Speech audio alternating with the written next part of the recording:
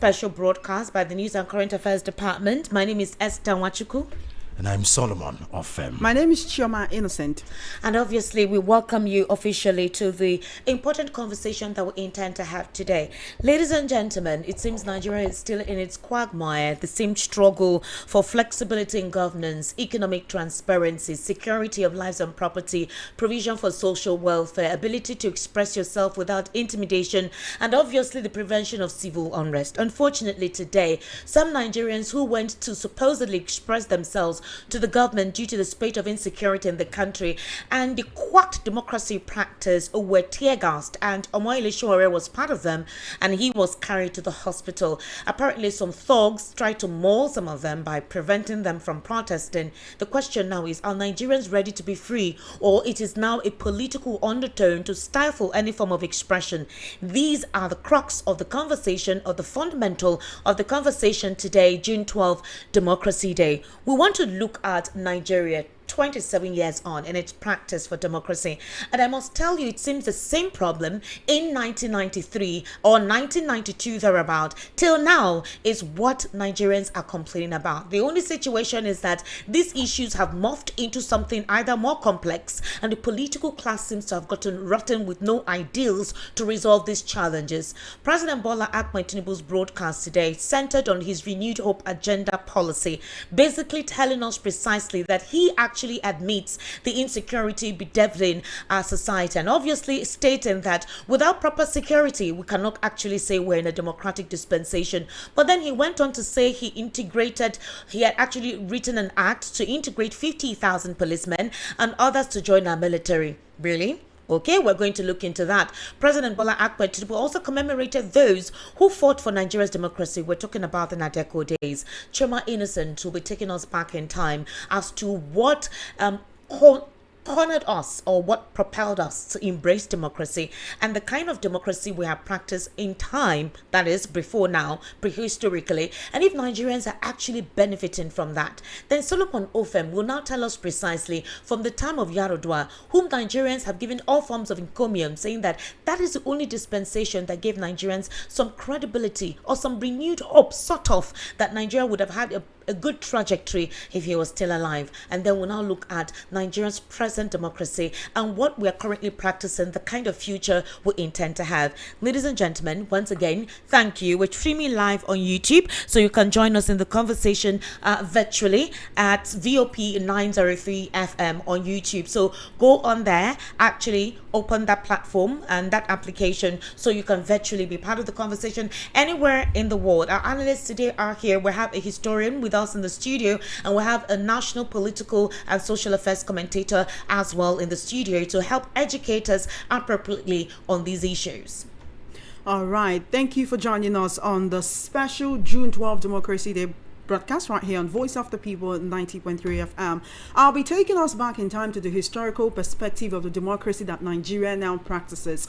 From 1999 up till now, it's been 27 years of unbroken democracy. But while our democracy has remained unbroken, has it really been serving us the way that it should? I want to take you back in time to the struggles of the National Democratic Coalition, NADECO. Now, some people who were part of the NADECO struggle, one of them is currently Nigeria's president, and some of them were honored with national honors during today's Democracy Day broadcast by Nigeria's president. In case you don't know or you're too young to remember, the National Democratic Coalition, that was NADECO, was a pro-democracy movement that was formed in 1994 after the military government annulled the June 12, 1993 presidential election, widely believed to have been won by Moshood Kashimau Olawale, MKO Abiola. NADECO demanded that the military should hand over power and recognize the June 12 mandate. What happened after that? There was widespread chaos and riots. Now, you may remember what Igbo people called then the Oso Abiola. The military ruler Ibrahim Babangida annulled the election before the final declaration of the results. At some point, he stepped down. That was about 2 months after the annulment. He stepped down in August 1993 and installed an interim national government of Ernest Shonekan. Abacha then overthrew that government and took over power. He unfortunately died in office in 1998. Abdulsalami Abubakar General took over between 1998 and 1999 to oversee a transition to civilian rule, which led to the election of Olusegun Obasanjo in 1999 as Nigeria's first democratically elected president in the Fourth Republic. Now, we're looking at a number of the issues that happened then, how Nigeria's democracy has been. And I'd actually like to direct my questions to you, Mr. Awa Omiko. Want to look at the historical perspective. What kind of democracy did Nigeria practice from Obasanjo's time in 1999? Did he really uphold the tenets of democracy? One thing many people remember from his time was the push for a third term, and the Senate then did not allow it to go. The Senate did not allow it to work. Many people still talk about that particular Senate. So we actually want to look at starting from 1993, that particular election that caused chaos, that particular election that caused problems in Nigeria. So we want you to give us just some historical perspective on that. Then we'll look at Obasanjo's election, because we also want to know, why was he chosen as the person to replace Abiola? Was it because he was also a Southwesterner? Was it because he was seen as someone who would be a unifier? That's for you, Mr. Awa Omiko. Well, thank you. I'm very grateful. And I equally thank the listeners for always being there for us. I thank everybody and I welcome you all to this platform. If we begin going back to 1993, you will discover that that election was the fairest. It would have been a unifier. And MKO was just the people's choice. But what led to that election, you can see that IBB, that was known as Maradona, he has a lot of names. Maradona and even the evil genius. You can see that he himself was not in his right mind to do all those things he was doing, because there was a power controlling him. What power was that, sir? And these were the oligarchy of the North. We mustn't forget that, because despite the fact that he was the head of state, he will tell you these powers are beyond me. You can see that he started by, at first, making sure that there were some politicians, about 23 of them. He said he banned them from participating in politics. And later again, he made another announcement and he declared that some people should come up. But the 11 political parties that came up were even worse than the 23 he banned. But to allow peace to reign, the man just said, okay, let us continue. And he introduced something, and which is a two-party state, the NRC and SDP, thinking that the two-party state will help solve the problems of Nigeria politically.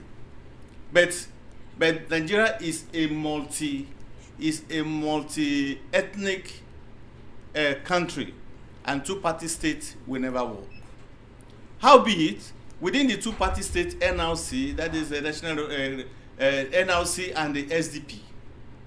SDP, people just say, okay, this SDP government must be for the North. And people say SDP must be for the South. And who stood for NRC was Alhaji Tofa, while MKO stood for SDP. The North, people came around MKO, including, in fact, the election cut across all segments of the society. You can't say it was an Igbo SDP, you can't say it was an Igbo party, Yoruba party, or this, but people just chose Abiola. And as the election was ongoing, there was an annulment. He annulled the result because Abiola was alleged to have been the winner. when that result was annulled, crisis started. Just as you said, also the Igbo people, where they said also Abiola. If I tell you that the number of people that died during that period were so much that we could not even, Nigeria could not even count it. Anyway, that's a different ball game entirely. And up to today, there is no apology to that. And that shows the quality of life, the way we value life here. Abiola was taken with time. One, he was incarcerated with time. What happened? There was a coup, he stepped down. And if you watch IBB was always saying the powers that be. And even if you read some of his books, he said those powers did not allow, in fact, he would have been killed if he had not taken that decision. So it was, IBB was between life and death, and he chose life. And that was why he annulled the election. And to make adjustments, to make people believe that, okay, let's just satisfy this, let's pacify the South. Shonekan was brought in to be a Yoruba man, an Egba man, until the palace coup. Then Abacha, the hands of God worked. Sorry, sir. You said IBB was between life and yes, death. I said the oligarchy. They even told him, if not, there's going to be another coup. But the kind of power that he actually executed at the time that he had. He was being controlled by this person. The power was mere flagrant. It wasn't in control. And I'll refer you to what Tafawa Balewa said in those days. He said that we all are like toys in the hands of the Britons. That when we talk about national conference, that is like a juggler, that they are going to use the leaders, juggle the leaders, a draft and play the game, and that just that. IBB was not total in control. Which means but I don't want to use the word conspiracy. That MI6 was controlling Gowon could be the same thing.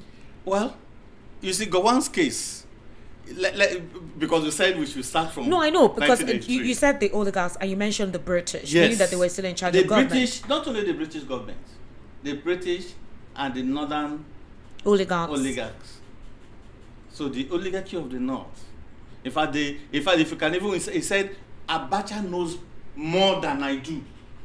That was one of the things IBB said in one of his interviews. He said even when it comes to the politics of the north, that Abacha knew more than he knows. At least thank God for his memoir, what he has been writing.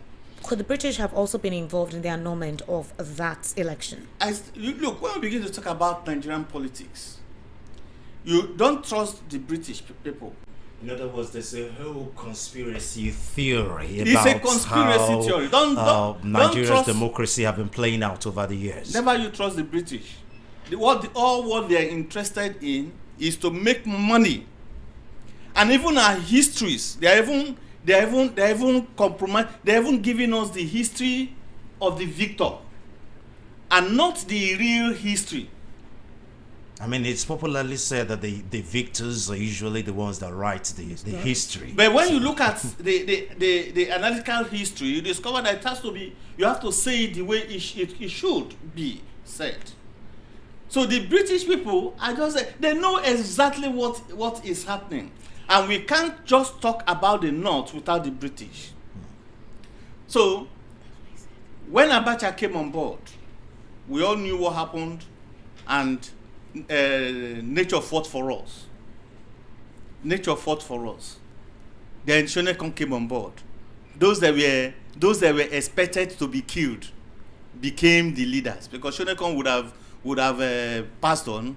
He was on the list to be killed, even Obasanjo and the rest. But that happened. Shonekan came, Abacha came, then who else? What was his name? Abdul Salam Abubakar. Yes. Abdul Salam came on board. And the constitution we are practicing and we claim to be a democratic constitution was not handed on to us by no civilians. So it was just the military drafted constitution. In fact, some lawyers said it was a two-man affair that they just sat down, took whatsoever we call cut and sew.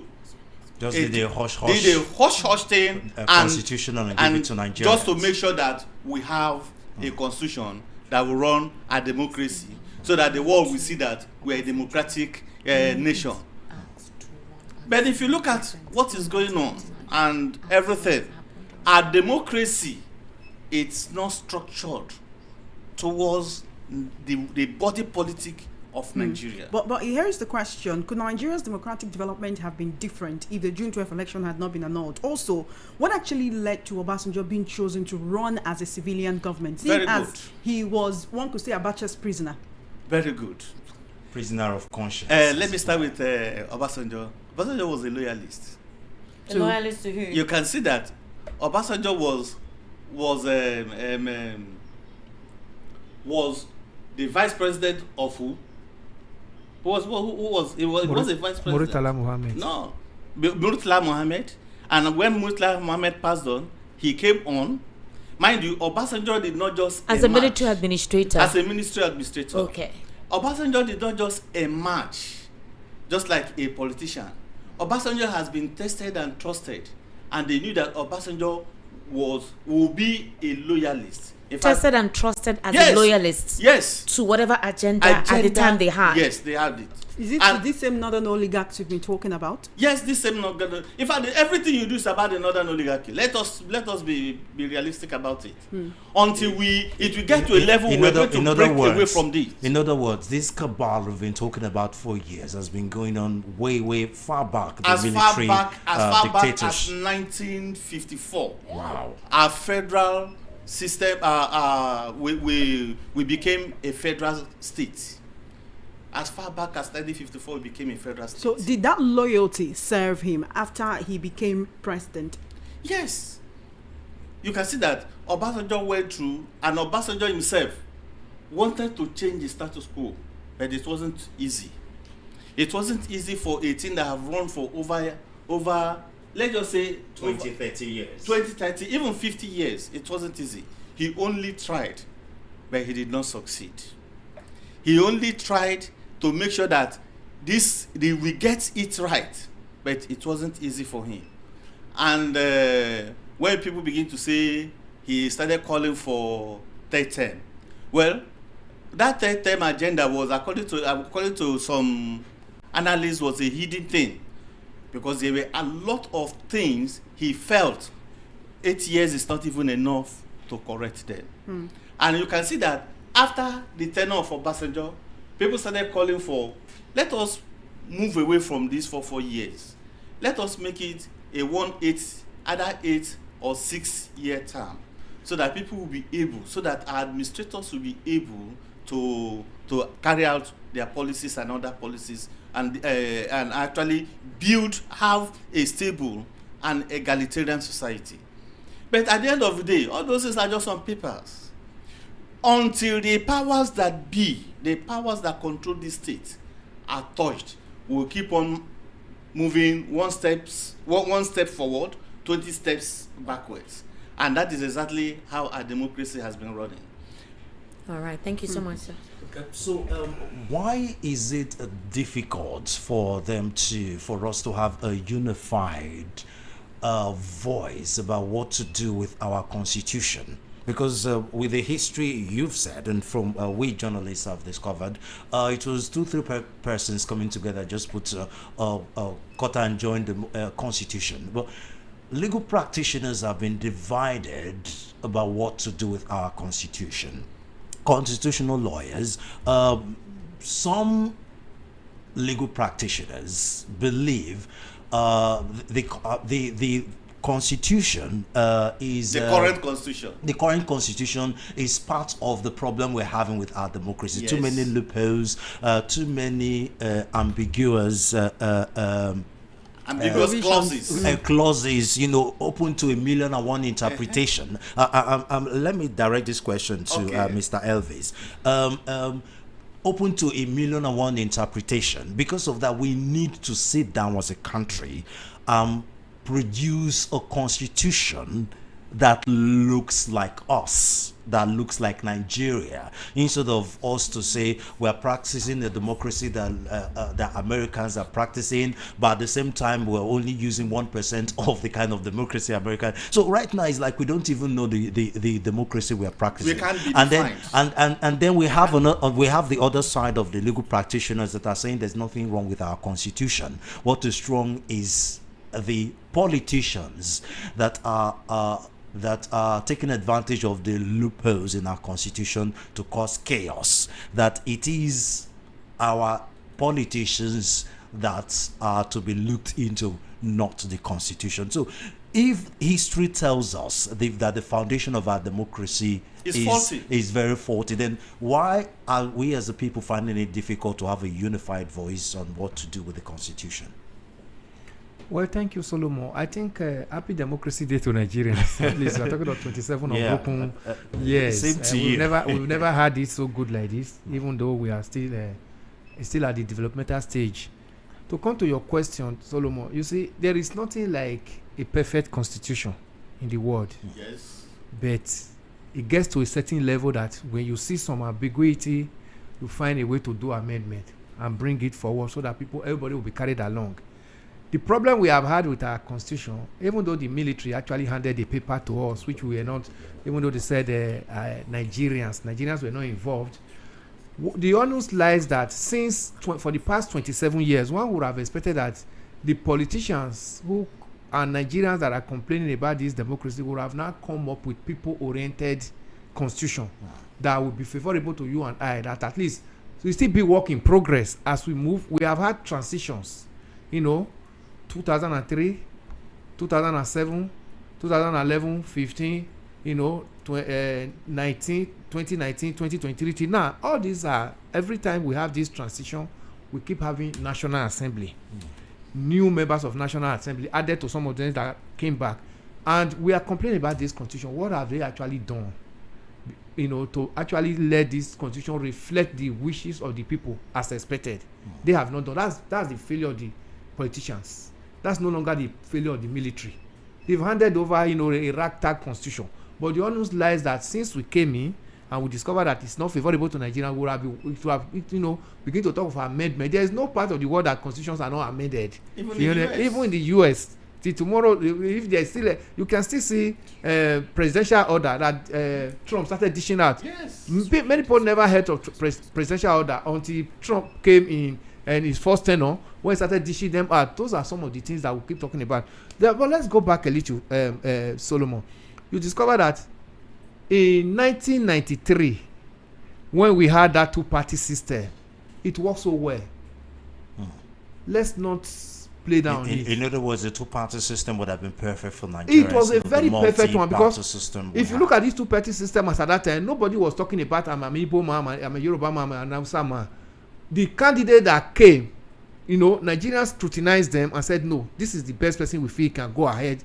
We're able to deliver Nigerians to at least El Dorado as at then. But what difference will it make if it's the same politicians, these same politicians that we're complaining about? Instead of them being in 50 political parties, they will just be in 2 political parties. Yeah, that we have spoken about that even the opposition as it is now, let them harmonize themselves, and even though they have come in different toga, different names of political party, they can still collapse the structure and say, okay, let's work together. So that's a discussion for another time. We'll be talking about that. Yes. That since the primaries are over now, let them mend fences to be able to confront the monster, the APC we have for the past 13 years, 11 years now, as the case may be, as it is now. Look at that two-party system. It works so well.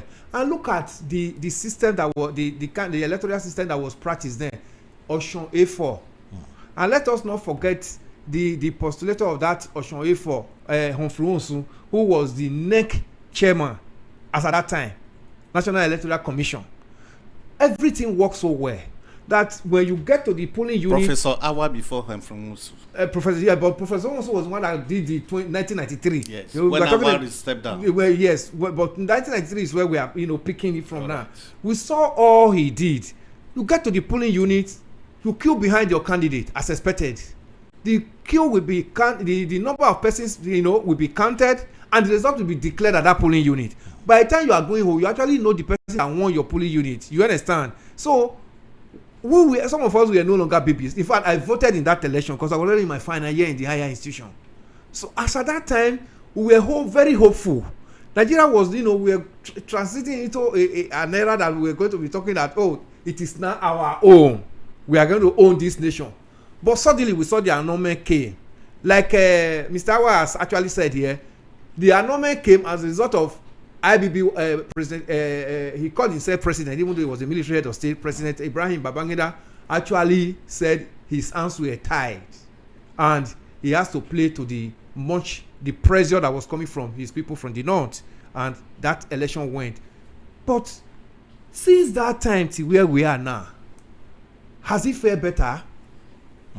We'll come to that, Mr. Elvis. Remember, we're doing it in segments, okay? So the question that Solomon will ask you is, this pattern of the democratic values practiced at the time that caused the chaos in 1993, the next system that Nigerians saw is a little respite was that of Yaradua. So let's start with the circumstances that led to the death of President Yaradua. Do you know if the power that be, when they saw Umar Musa Yaradua, do you think they knew about his health at that time? Because I don't want to think they just brought in someone without taking a look at his medical history. Did they know? Because if conspiracy theory, let me bring a little historical background before to give us a context. Now, there were rumors at that time that Obasanjo wanted the Yaradua and Donald Duke presidency. That was the rumor. Donald Duke as the vice president. But Donald Duke, as opposed, Donald Duke and Goodluck Jonathan, their personality is quite different. And then they feared the personality of Donald Duke. They preferred the personality of the calm, gentle personality of Goodluck Jonathan. And then some conspiracy theories have said that they saw that Donald Duke might end, Goodluck Jonathan might end up being the presidency. So, do you think they knew his health situation at that time? Yes. Was it part of the planning? We'll deal with the conspiracy theory because of time, but you respond to that. The emergence of Yaradua had issues. We're talking about the democratic pattern. We're looking at 1993, then 1999, and how 1999 morphed into Yaradua's administration. Obviously, what he was trying to say is that Obasanjo directed the emergence of Yaradua, all right, in 2007, isn't it? But if you put pictures and videos of Yaradua, there's a sense of, I wish this man was still alive. Now, Yaradua's first term on that day of inauguration admitted about the flawed electoral processes. Yes. He already admitted he knew that the system that brought him to power was seriously flawed. But Yaradua decided to do something that Obasanjo's administration could not do, which he wanted to correct for his supposed third-term agenda.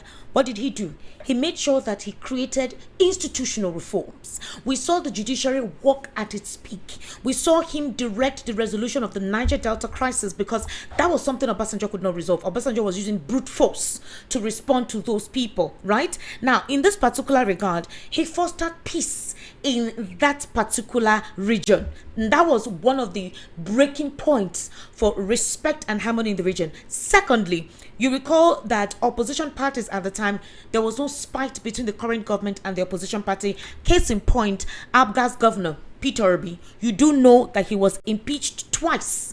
And at the time that he was meant to come back to power, after the court had given him the victory, Yaradua called, made sure that the military escorted him to office. Everything was done accordingly, despite that there were different opposition parties. So my question is this: Yaradua's flawed emergence seemed to be an emergence that gave Nigerians a little bit of respite when it comes to democratic tenets and practices. What happened that could not be continued with? Yeah, let's remember that Yaradua came into power and said he was going to strictly follow rule of law. and that was his slogan. And he did that. He actually made that declaration in one of the NBA conference in Ilorin, and he was there present with them and said his government was going to follow strictly rule of law, and he actually followed as expected. What happened was that when Yaradua got into power, let's not also forget that President Obasanjo knew the head status of Yaradua. Yeah, he did know. He was the governor of Katsina State for 8 years before he became the president. So the president actually knew his head status, how he was traveling abroad to manage his head. So Even as governor of Katsina State then, which was not known to so many Nigerians, because Katsina people could know that their governor traveled as a result of his head, but the president will also know as well. But the president was interested in bringing in somebody that he feel could be able to handle the democracy as at that time when he was leaving.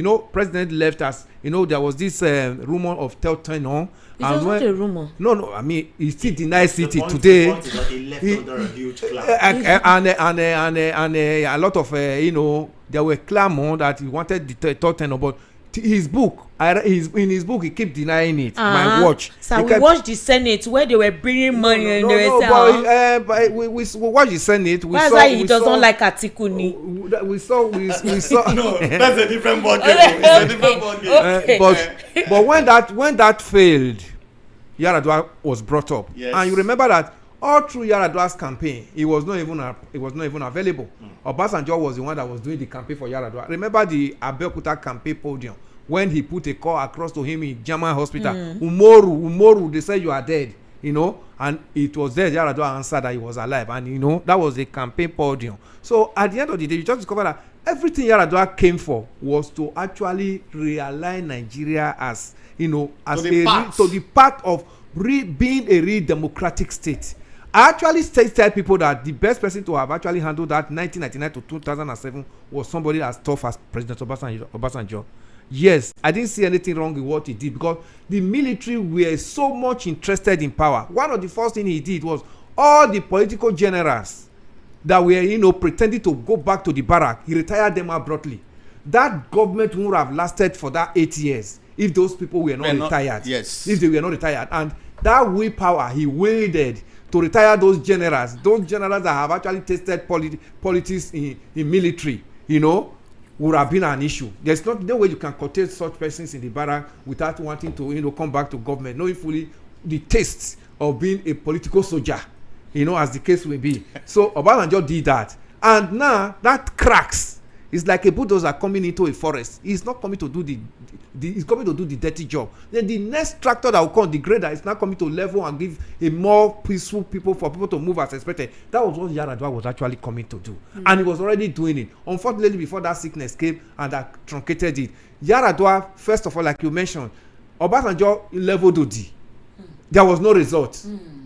He even aggravated the crisis in Niger Delta. But when Yaradua came and discovered that there was nothing in the coffers for him to actually carry out his campaign promises to Nigerians, and said, if we are producing less than 1 million barrels per day for oil, where do we get the money with all this campaign? What did he do? He said, Jonathan, go and speak to your brothers. I want to make peace. And that peace yielded. You see, they were initially hesitant that when they get out of the creek, they are going to be arrested. But Jonathan gave them the promise of the president, and Jonathan led them. They started coming out in bit by bit. Jonathan led the first batch to Aso Rock and discovered that they were not arrested. Then one now follow, retrieving of arms. They made it as all the arms, bring out your arm, you're going to collect so amount of money for bringing. We saw them bringing out arms. Yes. Everywhere, submachine gun and all type of arm. By the time you return your arm, you're going to collect some money. And that led to the amnesty office. And the trainings. And after that, amnesty office was given a mandate that these guys has to be trained and be reintegrated into the society. Today, some of them are pilots. Today, some of them are engineers. So that amnesty worked so well, and this brought the desired peace throughout the period of the Yaradua. And the clean-up exercise. And then they set up the high rep for clean up Ogoni. Yes. We knew the crisis that happened in Ogoni in 1996 at the death of Sarowiwa, November 1996, where Ken Karusi was and others, the death. So, but all this healing, Yaradua was ready to, come up with healing that will give Nigeria a brighter future for us to have a soft land to tread on if democracy must thrive. But do you think it would have been sustainable? I mean, it's easy for us to hail him now because of how early he left us with a lot of these good promises and framework. He was that only have there been, for a short while, exactly, about 3 years. Exactly. So do you think it would have been sustainable, and the cabals and oligarch would have just sat quiet and let him run out his tenure peacefully without interruption? You see, Solomon, even the so-called cabal and the oligarch, they watch the body language of the person that is coming to office as president. It is your body language that they act with you. When Yaradua came in, this oligarch and this cabal we are still there. When Yaradua made the pronouncement that I know the election that brought me to office is flawed and I'll sanitize the system, they were there. They were actually watching the handwriting, whether they were going to do it. He set up Justice West panel. Justice West panel actually now brought this electoral reform we keep hearing today. Yes. Electoral reform began with what Yaradua laid down. Yes. And that's what we are seeing today. Yes, so if he has stayed longer, there won't have been any change, because you saw the 2011 election. It's still one of the elections that after June 12 election, you can still count that there were a little bit of sanity. That was the first election that was conducted by Professor Jega. Yes. And Jega, Jonathan never knew Jega. We knew Jega as ASU chairman before then. When I heard Jonathan announce Jega as INEC chairman, I said, yes, this is credible, because we saw his trajectory when he was ASU chairman. And that 2011 election, you can still see some sanity into it, because electoral act has come, and with the sanity we are coming in, you see that sanity will be building on it. Forget about the dummy that was sold to Jonathan in 2011 towards the 2015 election. That's a different ballgame. We are not going into that now, because because ordinarily, if Jonathan has actually wanted to respect the democracy of Nigeria, respect himself, there was no need for Jonathan to have contested that 2015 election. There was just no need. Because I'm asking the question because of the struggle before Goodluck Jonathan was actually now sworn in as the president after the death of Yaradua. Because I don't want to. It's easy for us to think the cabals were just silent, and as soon as Yaradua died, all of a sudden they now realize they're still present, because they try to truncate the emergence of Goodluck Jonathan to continue in the presidency of Yaradua. Yes, you see, democracy work with the people. By the time you take the people out of democracy, it becomes anarchy. Everything about the democracy revolves around the people. That was also why you saw that at the death of Yaradua, even before the death of Yaradua, Jonathan was actually redundant. You remember Andoaka, who was the chief law officer, the minister for justice and attorney general of Nigeria then, Yaradua's minister, said Yaradua can rule from any part of the world, even when he was in Saudi hospital. Even from any part of the world. And we also saw the controversy that followed the 2009 budget, that we are taking budget to him to sign in Saudi Arabia. These were just conspiracy. At the end of the day, what followed was that the people were with Jonathan's government. The people were with that Yaradua's government, which Jonathan inherited. By extension, which Jonathan inherited. The people were with that government. That's what you also saw, that when, at the end of the day, they were not ready to hand over to Jonathan, people now began to protest. Nigerians started chartering aircraft here from Lagos to Abuja to protest. And that what gave birth to the doctrine of necessity. There was nothing like doctrine of necessity in Nigeria constitution. What do? The president is incapacitated. He has not handed over, and he's somewhere in the hospital, and the government must function, and he has a vice, and this vice need to act on his behalf, because that is the essence of being a vice. If my boss is not doing well, he's sick, I can sit in that office and also discharge the duties of my boss as expected. Nigeria must move. We saw them.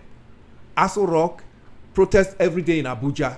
Now, when the National Assembly saw that this was going to be a chaos that could not be managed because the people were with the government. Listen to what we are talking about this afternoon. We are talking about the people. The democracy belongs to the people. If we are talking about today's Democracy Day, how have the people fared? How have we enjoyed it? That's what we are talking about here. The people were with that government. And at the end of the day, no, the National Assembly said, if we go against these people, there must be chaos. The doctrine of necessity has to come in. The doctrine of necessity get back to Jonathan be sworn in, even though Yaradua was still alive, but Yaradua was like a vegetable. We saw how the cabal also hurriedly brought Yaradua from Saudi Arabia and brought him and set up a machine for him in Aso Rock and all of that. Even Dambazu, Lieutenant General Dambazu was chief of army staff, switched off the light from airport down to Aso Rock, stage a machine for and put Yaradua there. We also saw the cabal, the lies they told Nigerians. Aso Rock became a mecca. We started seeing different people going to greet Yaradua. They will come back and say different story. This one, the League of Imam, they'll say we saw him. He said hello. There was even some of them that said, "Oh, he prayed with us." Yes. There was someone that said, "Oh, he was, he played squash. That he was coming out. He was going to start playing squash anytime." But I still remember when the league bishops went, and that's what I still remember. I still respect Bishop Oyedepo for today. When they came out, we were being asked in the state of Yaradua. He said politicians have no integrity. Because of what he has gathered over the years, people that be going in, coming out. Bishop Oyedepo said he said politicians lacks integrity because of what he saw. What did we see? Less than 2 months after that incident, they now finally announced to us that Yaradua has passed on. May he so rest in peace. But I think Bishop Oyedepo and Lee Doran Akinyuli. No, it was in the FEC. It was in the Federal Executive Council meeting that Dora Akunyili spilled the bill and said, "I'm the Minister for Information. I need to tell Nigerians the state of my boss." And this one that everybody is like, "Oh, you resume and he's not resuming and he's sick." I need to tell he was attacked. She was attacked. And that's why she do, because the cabal, that head on that Jonathan and truth must not be heard, attacked her. But she spoke her mind, because where she's coming from. All through her stay in NAFDAC, we saw truth in NAFDAC, we saw transparency in NAFDAC, we saw integrity in NAFDAC. We saw a transformation in NAFDAC. So when she was made Minister for Information, Nigerians were like, this woman have not concluded her job in NAFDAC. But nobody knew what made Yaradua to make her the Minister for Information. But it now played out, when he was saying good people, Nigerians are good people. There was a slogan he came up with that time. That was also what she carried to that fake meeting and said, "I need to tell Nigerians the whereabouts of my boss and his health status."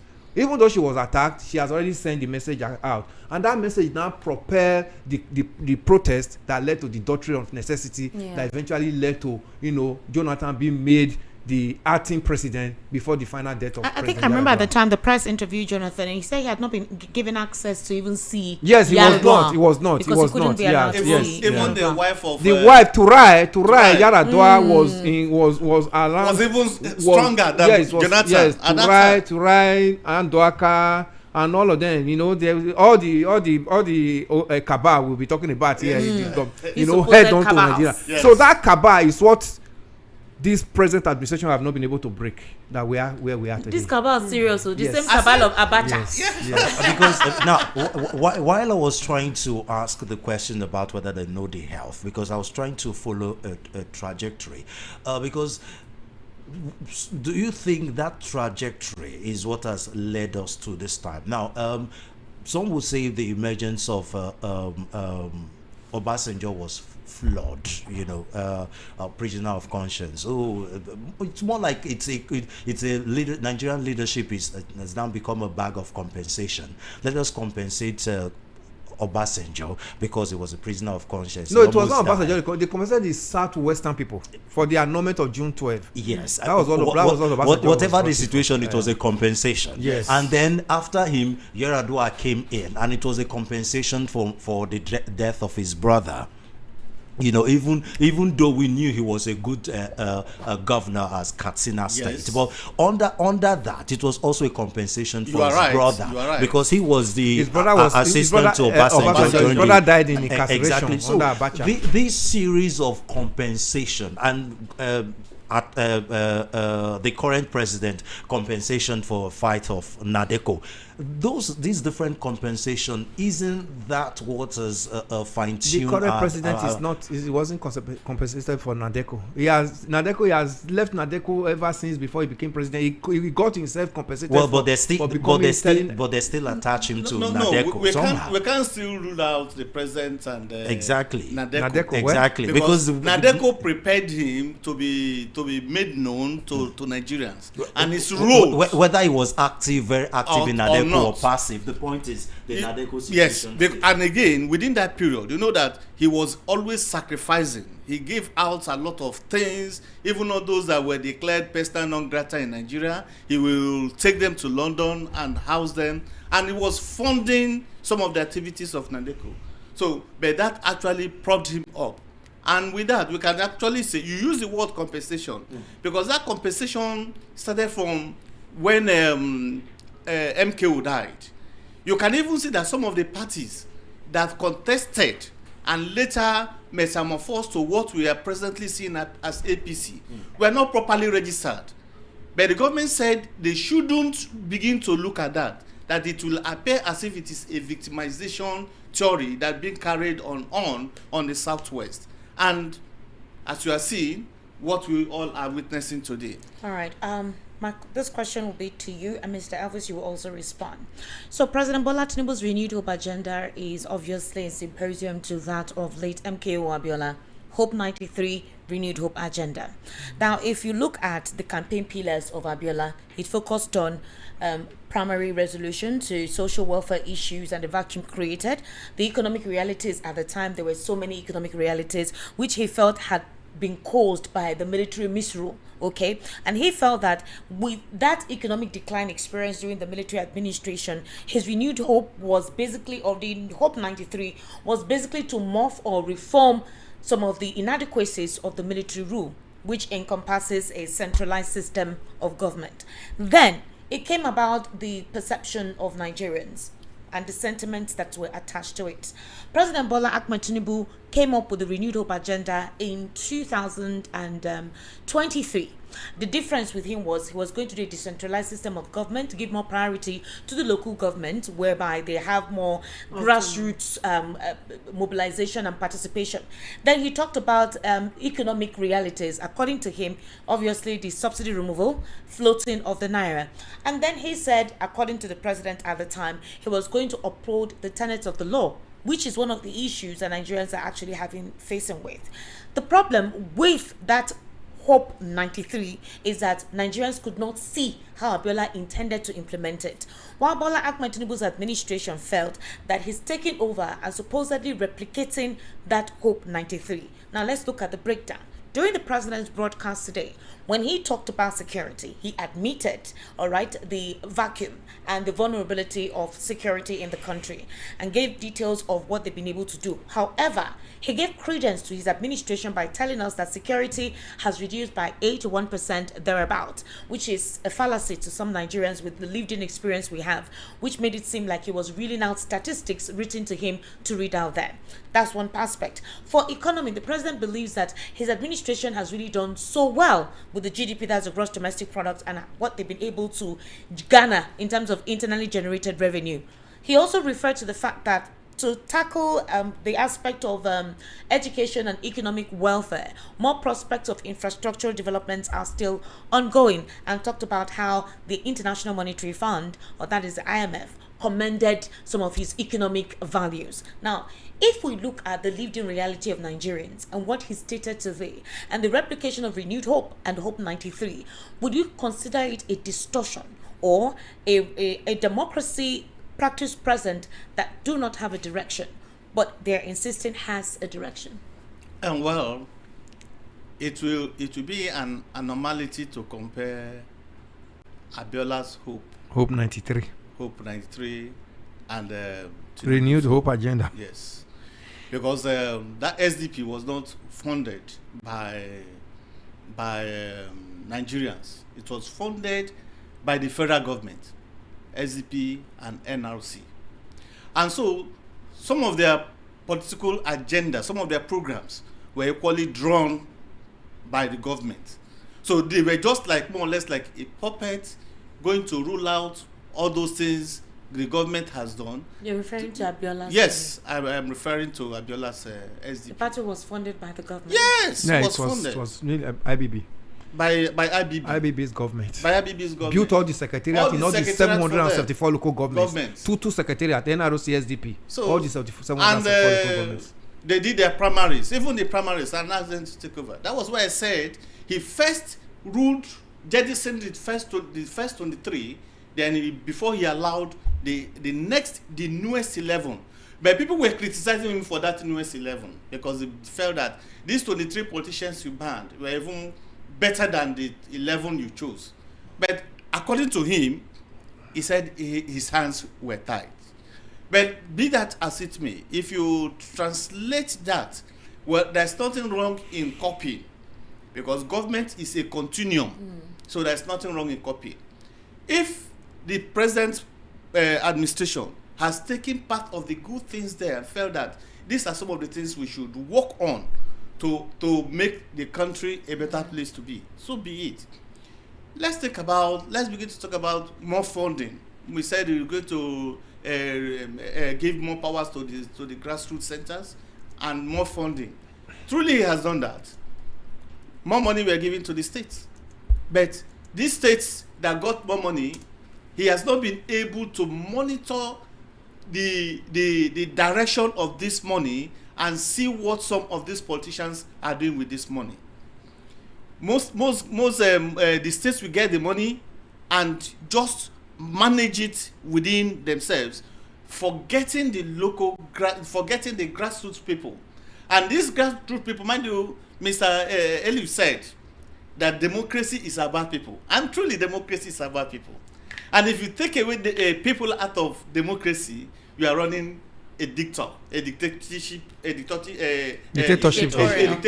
government, and you are gradually moving to autocratic system, and that is an anarchy on its own, and gradually killing the states and the people. So he has failed to monitor grassroots development. That is one.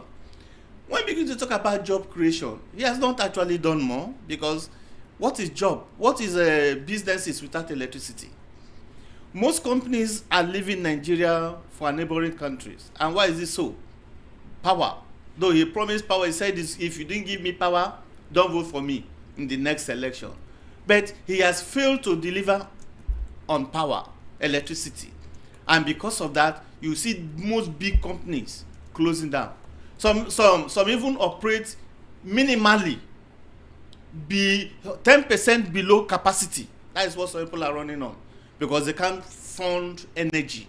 They can't actually provide for all the mechanics that will enable their government to their companies to operate optimally. And that is one of the failures of this government. Well, I wouldn't totally say it's a failure, but I would rather say it's one of the knocks of this government, because by tomorrow they may improve, and improving will be for the betterment of all of us. All right. Mr. Elvis, the current democracy we practice, the democracy we say we're practicing, is the foundation is this constitution, which a lot of persons have complained about. A constitution that consider is flawed, did not carry the people along, and these supposed oligarchs were the ones that sat down and wrote a decree that is being morphed into a constitution. For Barrister Tony Anani, you know him very well. He has always emphasized, in any media fora he attends, or interviews or panels of discussion he attends, his emphasis and buttress is constitutional review, a complete overhaul of the constitution. Yes. Now, one of the things for President Bola Ahmed, because I just checked it out, if he's backing a review or an amendment, President Tinubu is embarking on a constitutional review on select aspects of the constitution, which a couple of Nigerians and economic analysts believe that should not even be what he should focus on when it comes to constitutional review. And they feel that the review is basically to enable him possibly pursue and a third-term agenda, or be the one to determine the next dispensation's leader, where he will continue to be in charge of governance from then on. We can't say nobody lives longer than what is expected. It's only God that determines. So part of his constitutional review is where he has started off. The decentralization of the state police. We saw the bill. Yesterday's been passed. The National Assembly will have to work on that. Judicial reforms. And now when the situation in Delta State happened, where you're having different court judgments coming up, that was what led to the state of emergency in Rivers. Justice Kudi, what's his name? Kekereekun, yes, the CJN, came in and said she was going to set up a judicial panel to investigate all the judgments that came out of Rivers at the time. And we heard that some judges were sacked without pay and that they're going to do an overhaul and a review. We've not seen anything beyond the names that were mentioned that were sacked. The president also constitutional reviews on local government autonomy. The Supreme Court has given the mandate that local government funds should be directly given to the local government, but up till now, that practice has not been initiated. No, and it ends in the states, in the hands of the states. It ends in the hands of the Yes. states. Yes. That's what I'm saying. The state has not gone along with the Supreme Court judgment. Okay. It behoves on the executive to compel Compel the the state state to do to that. make sure that it is, and that has not happened. That's what I'm saying. If Okay. he was dexterous to ensure that these reforms or this whatever in the constitution was Implemented to the letters. Exactly. So it behoves on him. He hasn't done that.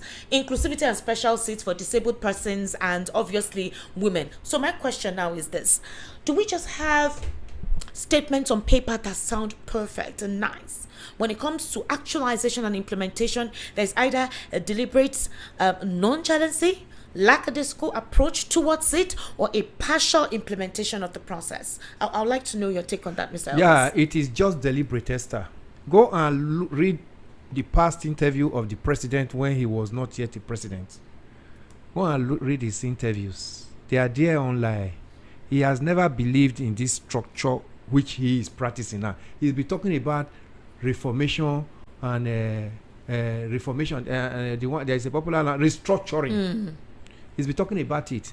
I was expecting. That's why when you talk about them, Nadeko, yeah, actually Nadeko, prepare him to where he is. But but today I don't think he has that mentality of Nadeko on his head any longer. He has been talking of restructuring. And if you restructuring today, one of the best papers that came out of restructuring, I mean, from national Jonathan's administration, the confab is right there, gathering dust in our sort of archives. Which would have been a very good blueprint. I was thinking that within the first 3 months of getting into the office, he would have dusted that confab report and asked for white paper to actually review some of the areas that needed to be reviewed, and I said, yes, this is what I came to do. Forget about it. Even if electricity is not on, no road, if there is restructuring today in this nation, electricity will come by itself. Everything you are seeing in this nation today. He mentioned it today. Yeah. He says that he has also signed an act that states should be able to generate electricity themselves. He talked about the GAMCO, which is to reform the electricity sector, and that his administration has even done better compared to what he met when he came in. It is not this hand picking we are talking about. In totality, all these tribal sentiment that you see, they are there. Everybody will know where you belong. When you know where you belong, you'll be proud to say, this is my contribution. Before we came into this studio this afternoon, our names have been on the net because we are coming to grace this occasion. Because part of the restructuring was supposed to be regional independency of the regions. Everybody will know where you belong in this nation. You will now be proud to say, yes, I'm an Ijaw man, I'm an Robo man, I'm an Esa man, I'm an Igbo man, and this is what the state of Nigeria has said we should be and we should do. So you now see yourself as making that contribution towards making Nigeria work. That was the first failure of this present president. Being a Democrat and being a Nadeko person, like, quote in quote, that Nadeko that have been talking about restructuring, and one of them got to power. And he has almost finished his first tenure, and nothing is said about restructuring. It's a failure on his administration.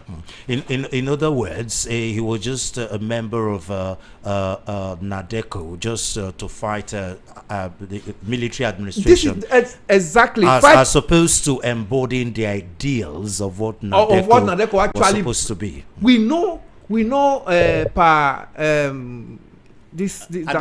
Adesonya. And this man from there, Rewan, Alfred Rewan. These are people that carry. In fact, that man was killed because of Nadeko. Alfred Rewan was killed as a result of Nadeko.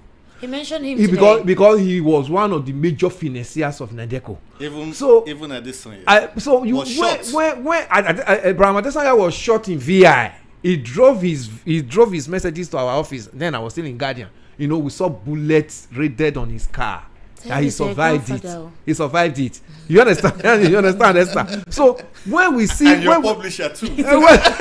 when we saw that now one of their own is in power, who would have carried on their own belief and said no, and that wherever those ones are in the grave, they'll be proud of him. But now he has done almost a tenure. Yeah, he's not talking about restructuring. It's the failure. It's the first failure of his government, because that restructuring would have brought economic emancipation, political freedom, and this ethnic, crisis that we keep telling, I'm an Ijoma, I'm an Robo man, and this one. All these things are settled in that. But he brought in people who actually are the masterminds of this ethnic crisis. Sorry for that. Spokespersons who actually advocate for the division. Please go ahead, Mr.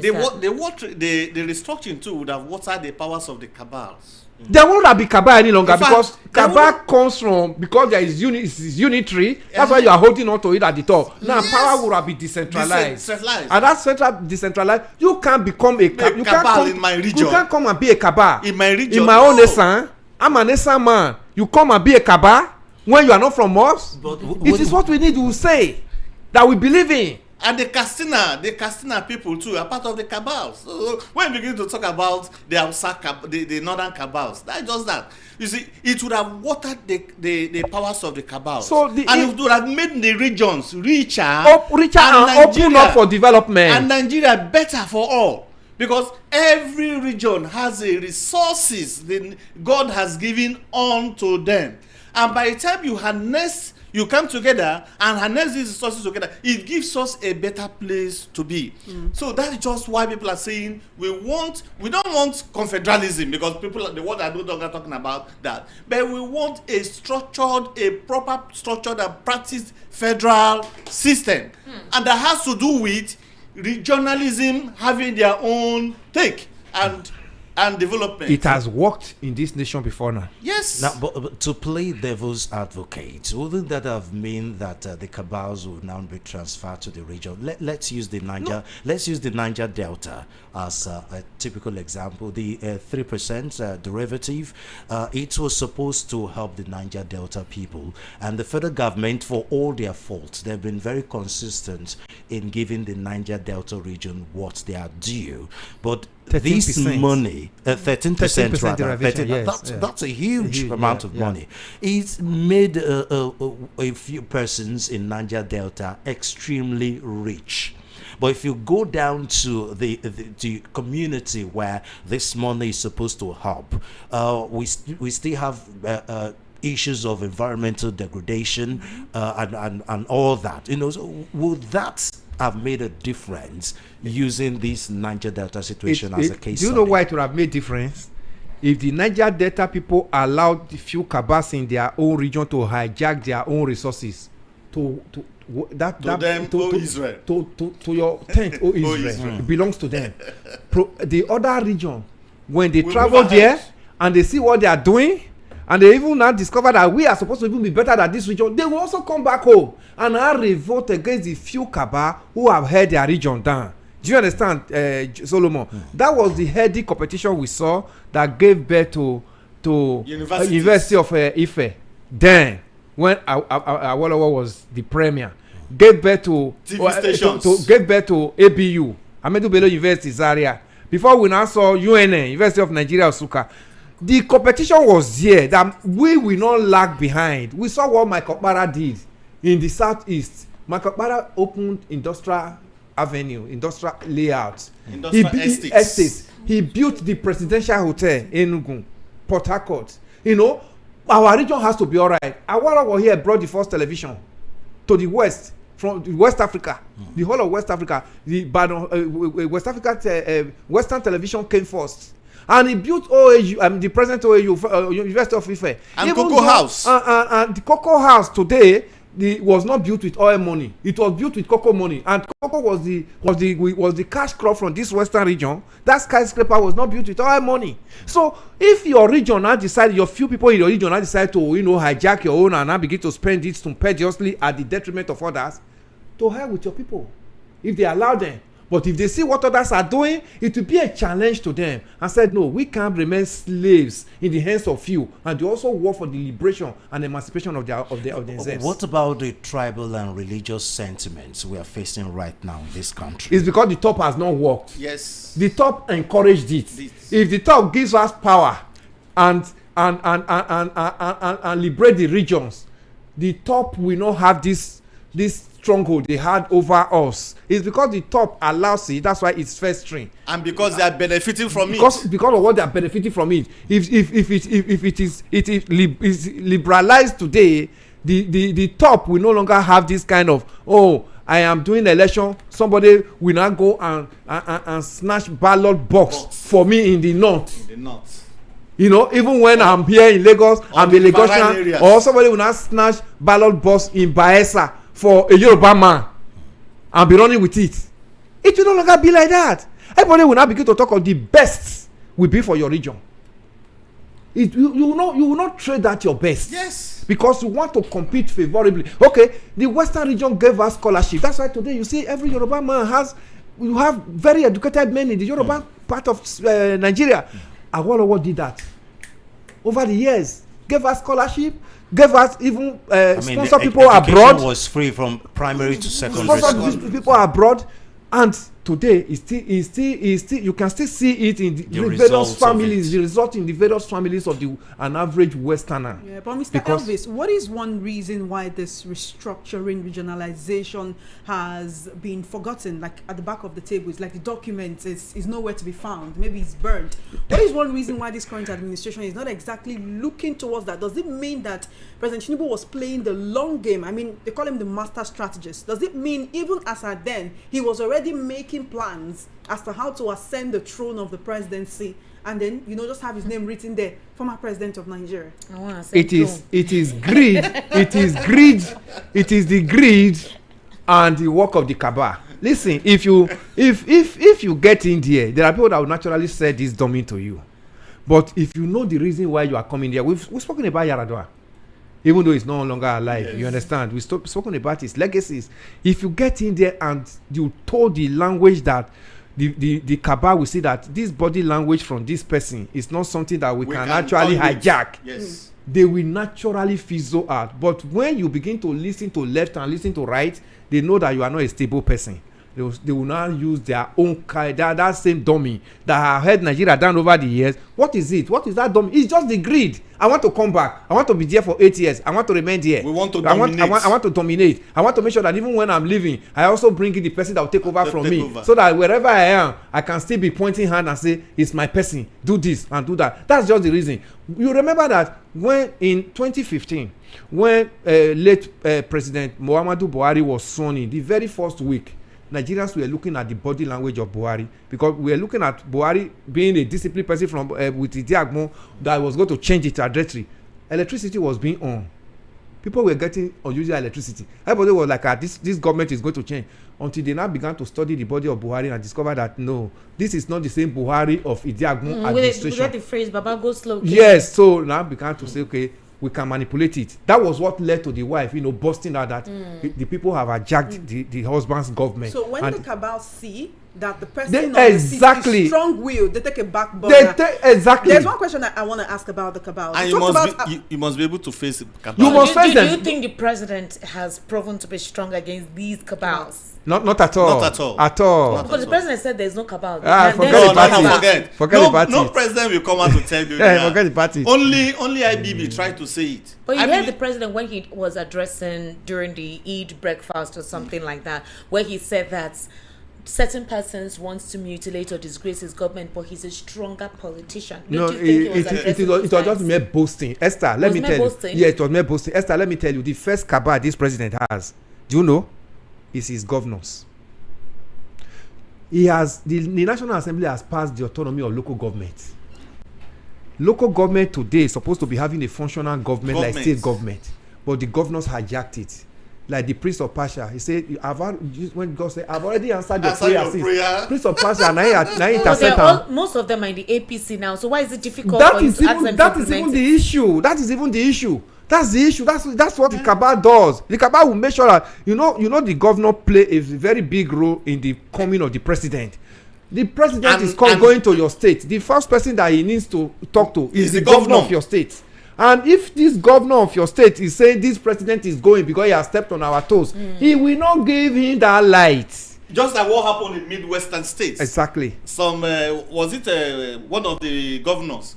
The head of state was to come to Midwestern states, and the governor said, "No, you can come, but the people will not be with you." The president came. No, that's the old Bender state. I'm talking of Professor Ambrose Ali, my good. governor, my late brother.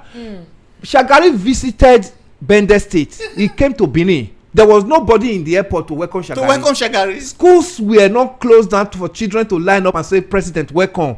Shagari, because this very resource control, Ambrose Ali actually sued MPN government led by Shagari to court. Ambrose Ali started it. And he declared public holiday. And he declared public holiday, but everybody remained in your home. There was nobody to come out and welcome the president. The president now knew that something was wrong. But he visited the state house. That was a protest. But the protest was carried out. That was done by late Professor Ambrose Ali, then governor of Bender State, old Bender State, today Edo Delta. So if you play pranks with the governors will pencil you down and say, "We are waiting for you." You saw the 2023 general election. 2003 general election. Former President Obasanjo was practically begging the governors to get the ticket to come back, because his vice has actually put the governor behind him. The governors were doing the bidding of the vice, Atiku Abubakar, more than the president then. But you see, at the end of the day, Obasanjo was moving around. He has not.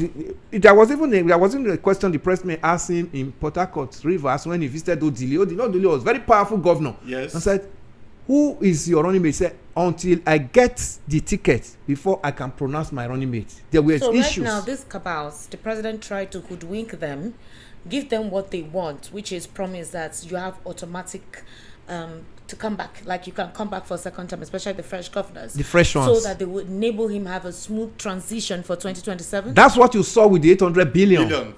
From the FAC, it's already part of it. That's why I said the first cabal that is holding this administration is the governors. Because he's doing their bidding. He has opened the FAC account to them. All the money that comes from subsidy. Have you seen it? We have seen subsidy money worked in this nation before now. You can equate petroleum trust fund to like subsidy money. And even that was even under Abacha. The same Abacha that today everybody condemns that he was a draconian leader. He's channeled it and set up PTF. And PTF was doing fantastic work. You understand? So because there was a separate account for that PTF money to work and Nigerians were benefiting it. Today we have run subsidy now for 3 good years. You and I cannot benefit it because it's in the hands of the governors. The governors are now laughing more than they're supposed to laugh with him, because he has opened the treasury for them. And Abacha was monitoring it. Buhari was his chairman of PTF. Yes. Late Buhari was the chairman of the PTF. Mr. Tenkobo. It was called Mr. Tenkobo. So you're saying that if the president wanted these subsidy monies to be duly implemented in the lives of the people, he could actually compel the governors to do something about it. So it's like deliberately allowing the governors to do what they want. Exactly. And most of the complaints, because you hear his supporters say, ask your state governors, they've improved FAC allocation, ask your state governors. Is it that the president cannot ask the state governors to do something if the people are complaining that the poverty is too much, and you promise that now things are looking better after removing subsidy? So if these guys are now in the APC and the president can supposedly control them, why can't he tell them to do the needful so that you can have the people on your side now that you want to recampaign? He has already opened the treasury for them. It's already too late. Esther, they say he that blows the piper pays the piper dictates the tunes. At the beginning of that subsidy is gone. There would have been a subsidy wet account where every money that is coming into that subsidy remover would have gone in.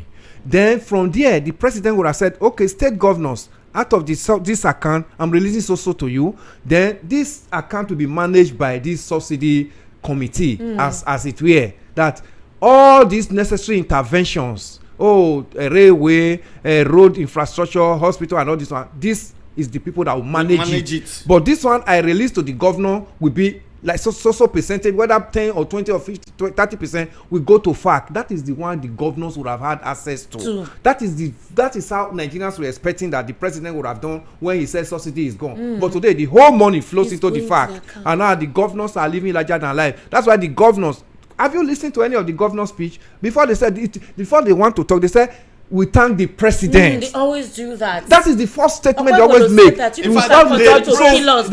the president more than God, because the president have now come to giving them more power, more power. So most of the governors are now emperor in their respective states. Does that mean he's enabling the cabals?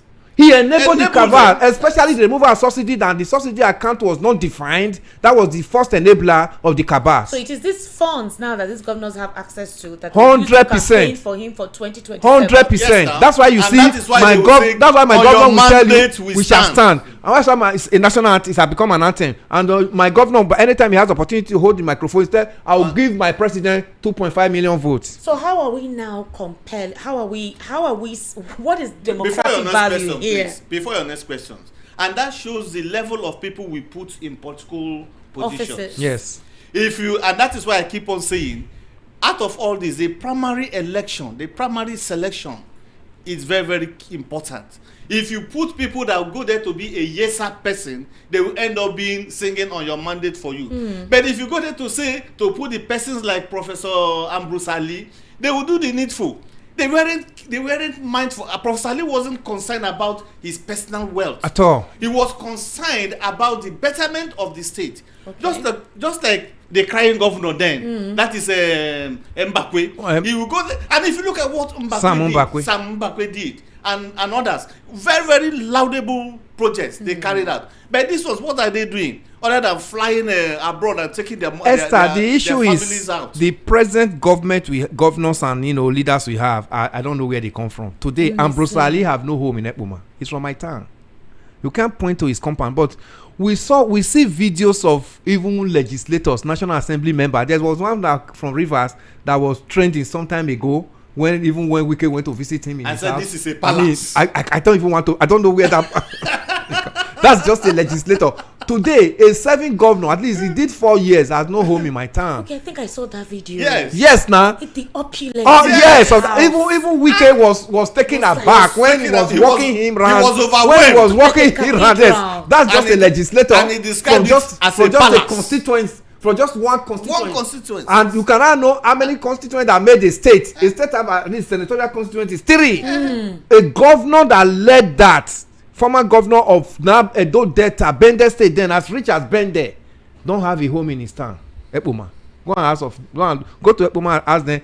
Show me Ambrose Ali's house. What is the democracy we are practicing? We're seeing such fraudulent practices. We're seeing the anyhowness, the corruption, the lack of oversight, no accountability, stagnation when it comes to implementing people-oriented policies as you promised in the Renewed Hope agenda, which is meant to replicate the Hope 93. If you promise a decentralized system of government, if you say that the subsidy removal will make sure that the funds that these supposed cabals, because that was what the president said, that there are cabals who were benefiting from the subsidy and Nigerians who were meant to benefit from it were not benefiting. But now, apparently, you remove the money from the cabals to siphon it to the governors, to another set of cabals, to enable your re-election in 2027. Yeah. Then what are we doing? It's cash and carry democracy. That's just a cash and carry. It's a cash and carry democracy. That's what we're doing. Nothing different. The speech today was what? I mean, just to tell us that he's still in power. He's still the president of this nation. Right up on paper, nothing in reality. Yes, but we can't condemn the speech yet.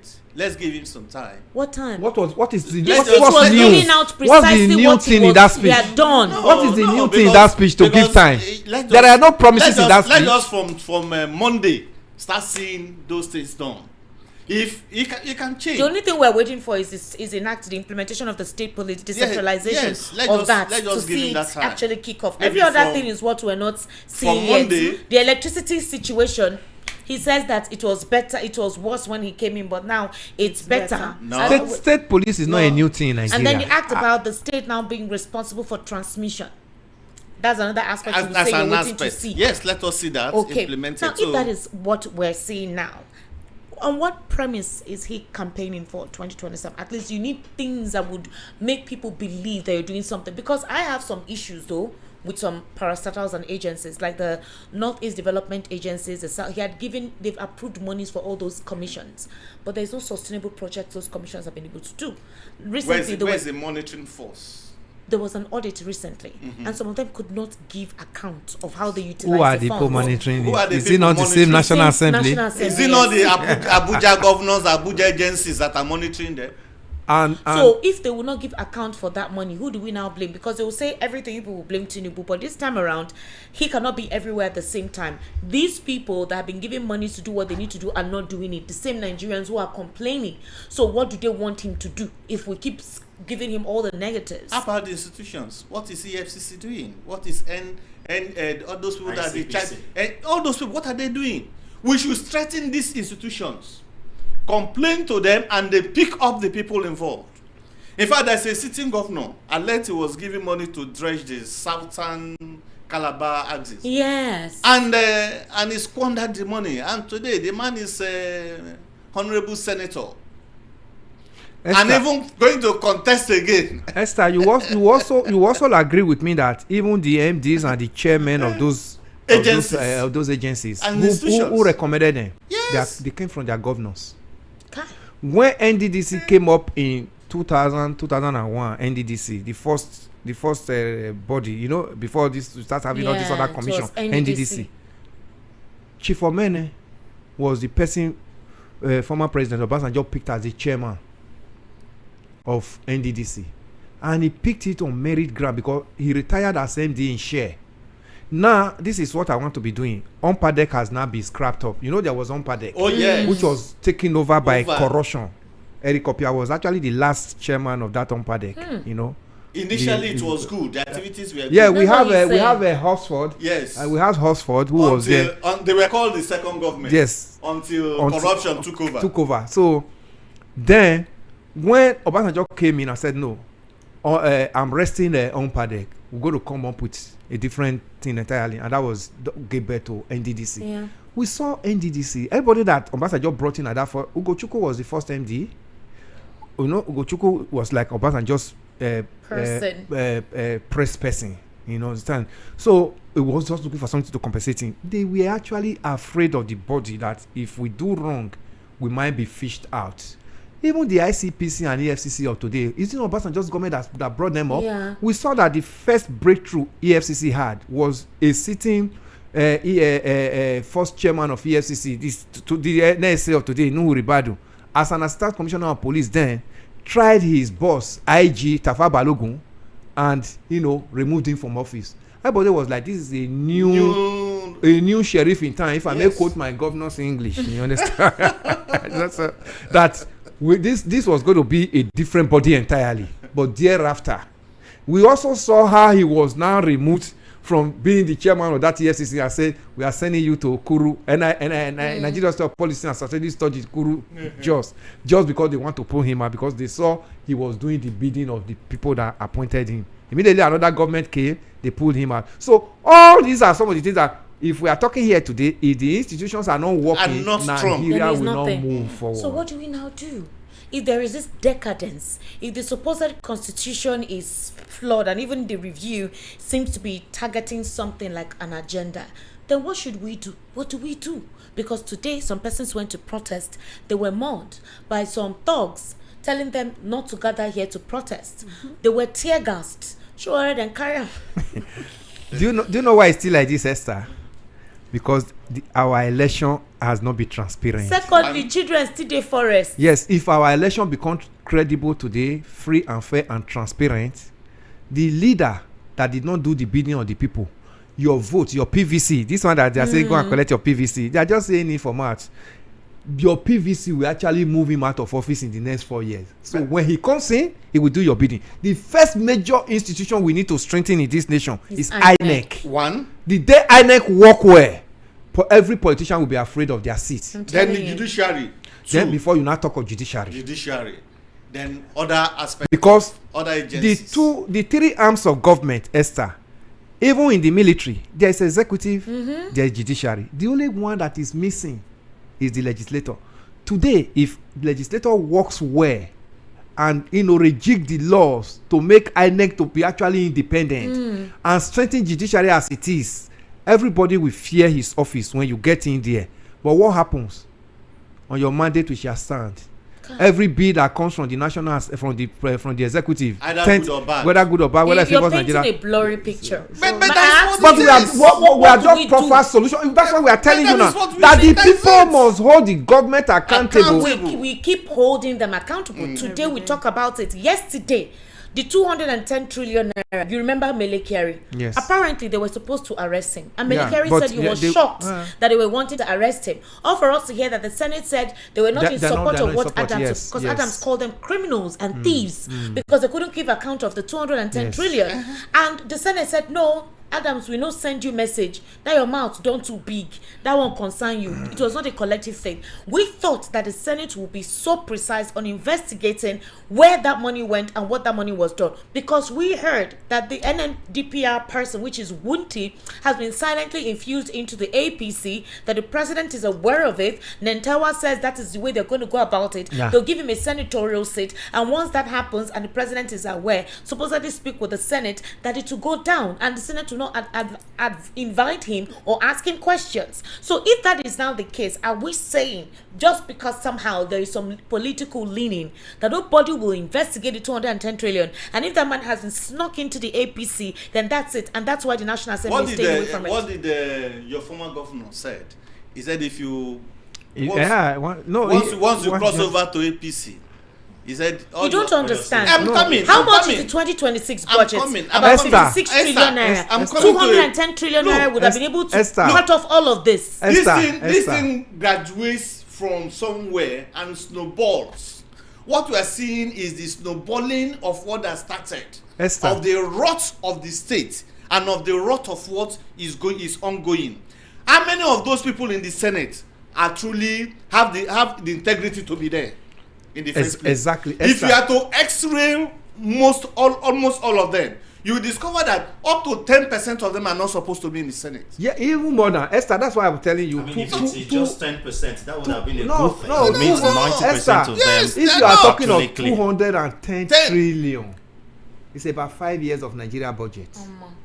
So you now believe that what Oshomole said can counter 210 trillion? The people who are beneficial, do you think it's only Mele Kyari that had the power to, to move 210 trillion? Yes, no. If you want to start talking about this 210 trillion, group of all people, the emirs, I mean, the former president, all the imams, there are a group of people all the politicians politicians benefit from that money. I mean, so only one man is now coming to speak and say he must be brought either dead or alive. No way. For a humongous amount of 210 trillion. I mean, the former president Muhammadu Buhari was the leader of the he wasn't just the president, he was the minister of petroleum, wasn't he? Yes, he was the minister of petroleum. President. He was even the minister of petroleum before he became president and became another. That was the second time of being minister of petroleum in this nation. He was minister of petroleum during Obasanjo Murtala Mohammed's time. And that was why he was called Mr. One Kobo. Because I learned every barrel he owns a kobo. So you cannot imagine. Nigerians, let's hear from you. We will soon wrap up our special Democracy Day broadcast. You can see this is why we are where we are. It's our democracy. It be like say you get us to be. But it's time for us to open the phone lines. You've heard from us. You've heard from the analysts. It's time for us to hear from you.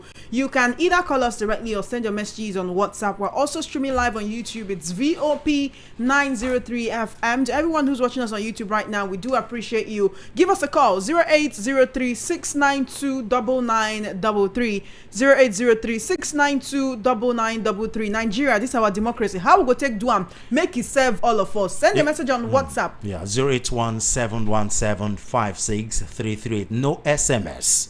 WhatsApp message 081-717-56338. Call or message on WhatsApp. All right, we want to hear from you. Please keep it short, keep it simple, keep it polite, keep it respectful, okay?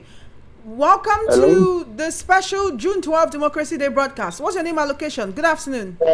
Thank you, Choma. My name is Shola. I'm calling from Mr. I need to Mr. Sowore and your guest.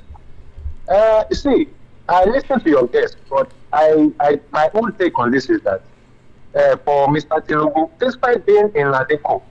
I want to say that, I don't know maybe all along, but like you already mentioned, he never believed in one Nigeria. So let's say that, okay, he was of the ideology that there should be restructuring.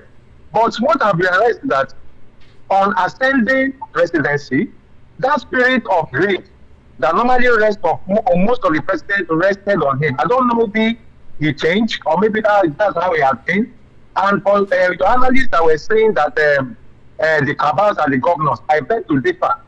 The reason is that this man, when he now came in, he's very clear that he now devised a plan to capture all the necessary people to be captured, to make sure that he perpetuates himself in power. Look at legislature, look at judiciary, then look at, you can attest to the fact that Akpabio never contested. It was his own choice. I'm talking about the president, for Akpabio to be Senate president. So he now, at the detriment of Nigerians, because of his plan, the subsidy that's supposed to benefit Nigerians, he gave it to the government to lure them to his side, and that's why you're hearing that on your mind. So he's somebody that he has lost it. That is if he ever had the ideology before. And all he's all about is to perpetuate himself in power. So there's no cabal. The cabal, every government has their own cabal. He has his own cabal. We can mention the chief of staff, the people around him, cabal. But those governors, he's playing games with all of them. He knows what he's doing. I'm talking about the president. So he's never a Democrat. I don't know. He must perpetuate himself. That's what I can say about him. Democracy Day, he's an insult. For all his speech, he negates the actual tenets of democracy. We are I don't want to use a word, but it's like an emperor. That's what I think. And if you don't take time, we are going to experience Benin Republic. That's what I want to say. Thank you, Shola. Please, we don't want to experience Benin Republic. 0803-692-9933. Give us a call. Hello. Hello, VIP. Good afternoon, Sasha Mas. VIP. People has led my way to the honestly speaking.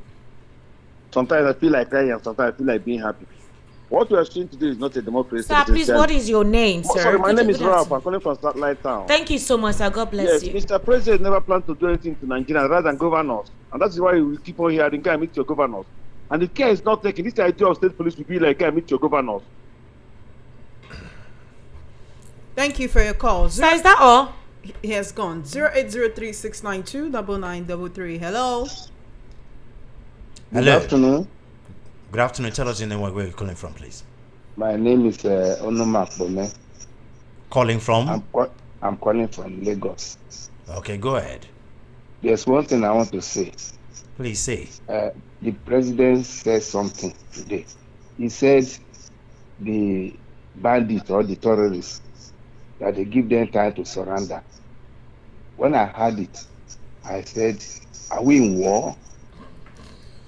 How can we tell bandits to surrender? They should be wasted. Tell bandits to surrender. Surrender for what? We have two lions in the forest? No. That's what I want to say. Thank you. Thank you for your call. 0803-692-9933. This is the June 12th Special Democracy Day broadcast on VOP. What's your name and location, please? Hello, good afternoon, Choma. Good afternoon. Yeah, this is UC from Apapa precisely. Welcome, UC. Yeah, I want to appreciate you for all of you for putting up this program. Everybody there in the house, good afternoon to you all. Good afternoon, UC. Yeah, see, I'm so very, very uncomfortable with this idea of believing when you restructure the country and place every region to their own path, it will trigger development. I disagree with that notion. We have countries in Africa here that are living as a sovereign country, yet they are still struggling. So the question now is, we as black communities, who did things to us, are we wired not to excel? Are we wired, or we choose not to do anything reasonable? So you could still structure the country and place every region to its own side and its own path. Nothing will still work. Yeah, I think I agree with this, your reasoning, no? Yeah, I disagree. I agree with this is reasoning. No, you could disagree. It's debatable. It's debatable. And which has been tested before. It's tested before. And it has worked. Before it's not now. The kind of persons we had then are not the persons we have now. And with the type of crisis and the development coming up now, you see that it's tested down to be much better. Okay, sorry, sir. Let me land on my point, sir. See, sir, Africans, black community, I know, we are struggling to develop. Our index towards development, mentally, mindly, visionary, is quite too poor. For instance, South Africa as a people, the black community, they are struggling with everything around them. The white has done so much. Since the black community took over, in leadership since Mandela up to this day, what have they achieved? Sir, please just don't talk about those black South Africans. If you leave them, they feature themselves. Let me start side now. Look. Democracy is not our problem. Whether democracy, whether monarchism is not our issue. Our challenge right now is we lack the capacity to lead ourselves very well. That is just the truth. All right. Whether we practice monarchism, aristocracy, our political practice of function is not our challenge. Our challenge is that we are challenge people. I appreciate you all. Have a great day. Thank you very much, You Mr. Elvis. The reason why I said, Mr. I said that I kind of reason with him. For example, this whole restructuring thing, every region be responsible. That's the role that the governors are even meant to play somehow. Develop your states, right? And make it an As the envy. governor of And that as the state. governor of the states, let's see, what do you call it? Enforce leadership through the developments that comes up from your administration. In the southeast, I will not talk about other states that I don't know. It's like there's a curse of wrong leadership. You may have a good leader in one dispensation. You will not have another good governor in the next 4 or 5 dispensation. So we're looking at a situation where you're saying that we should restructure, everyone should be in charge of governing their own region. And then the kind of leaders that are there may be even more rotten than the people. I'm saying this because we know the experiences we have had. Look at a state like Abia State. What Alex Otti is doing is just like the basic that any leader should do.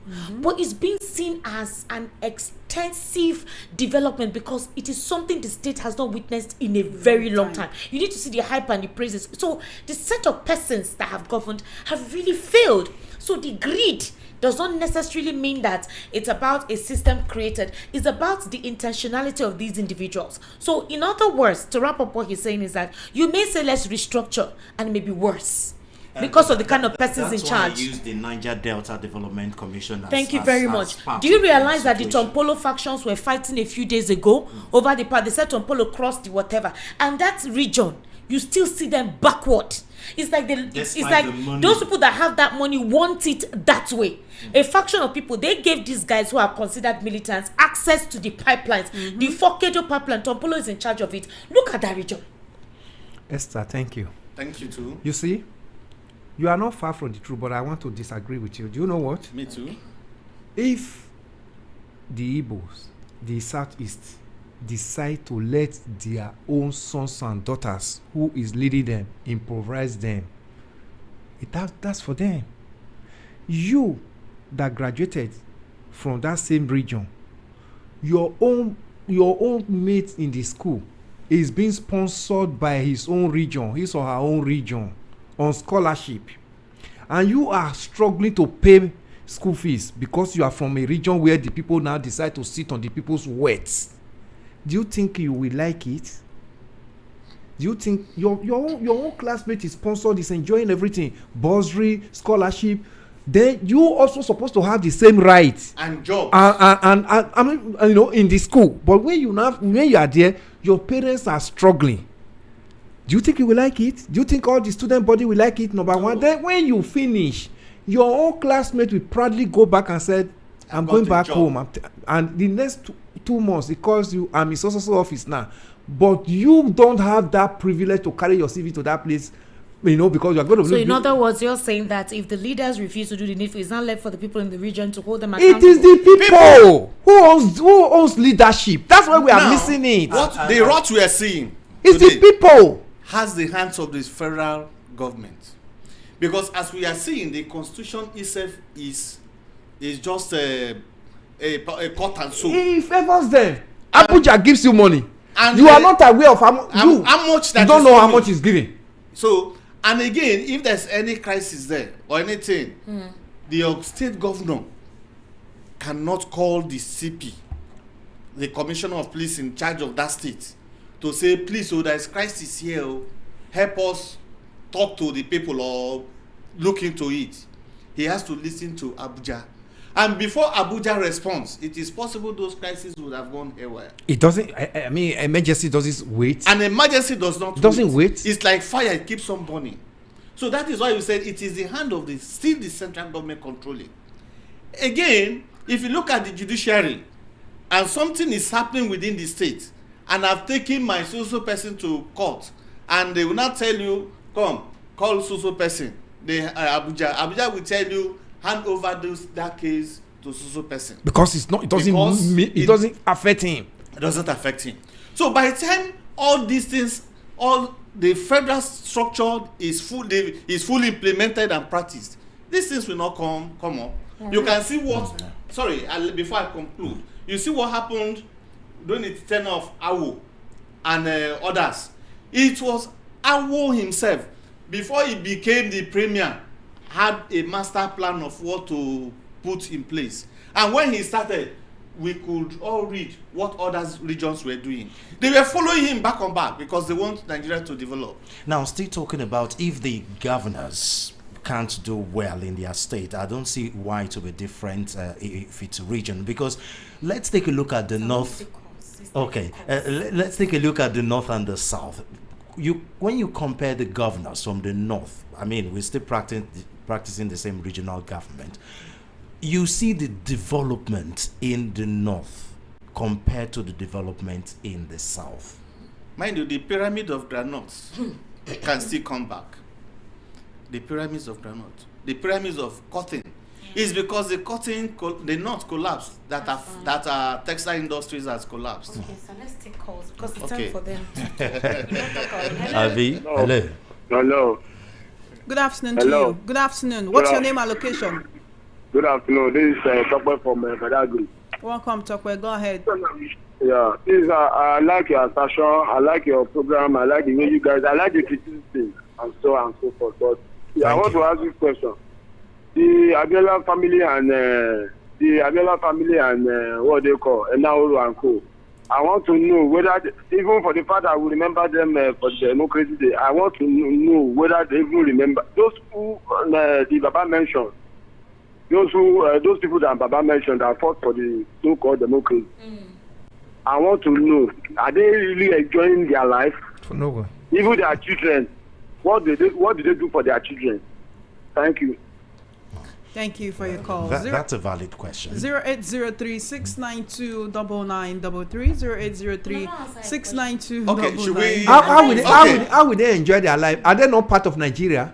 They don't have I mean, no matter how, one of them was given another appointment. No matter the appointment and how rich they are, by the time they come out in security, tear them at their faces, they are no more enjoying Nigeria. And besides, and they go to the same market we go to, so they are not enjoying Nigeria. And besides, the power that consumed Abiola consumes his enterprises. Okay, what's the name and location? Sorry, sir. Welcome to VOP. Good afternoon. My name is Joshua, and I'm calling from Lagos. Welcome. I just want to talk about the Kaaba, where I'm still in school, but when we check those Kaaba, like all organs of government, we have Kaaba. Even in local government, we have Kaaba. But when I want to talk about it, this democracy we are actually celebrating, is it even really in function? Is it functioning in Nigeria? Like, when they say democracy, government by the people from the village, these people that are really leading us, are they doing the thing we want? Now they say they remove the subsidy. Even the subsidy is even better when the subsidy is not removed. At least you are still buying fuel like 600 naira, you are buying it like in cheap amount. Now they remove the subsidy, you are buying it now. You don't even see anything. They say they release the other sector of government. You don't see anything. There is no even any improvement. Hello. Thank you very much for your call. It appears as if the democracy is not working because we are federalism by structure, but practicing unitary system. And when you practice a unitary system in a federal structure, it appears as if you are practicing a monarchical system. So that is why things are not working. But when it is properly structured, things will move better. All right. Hello.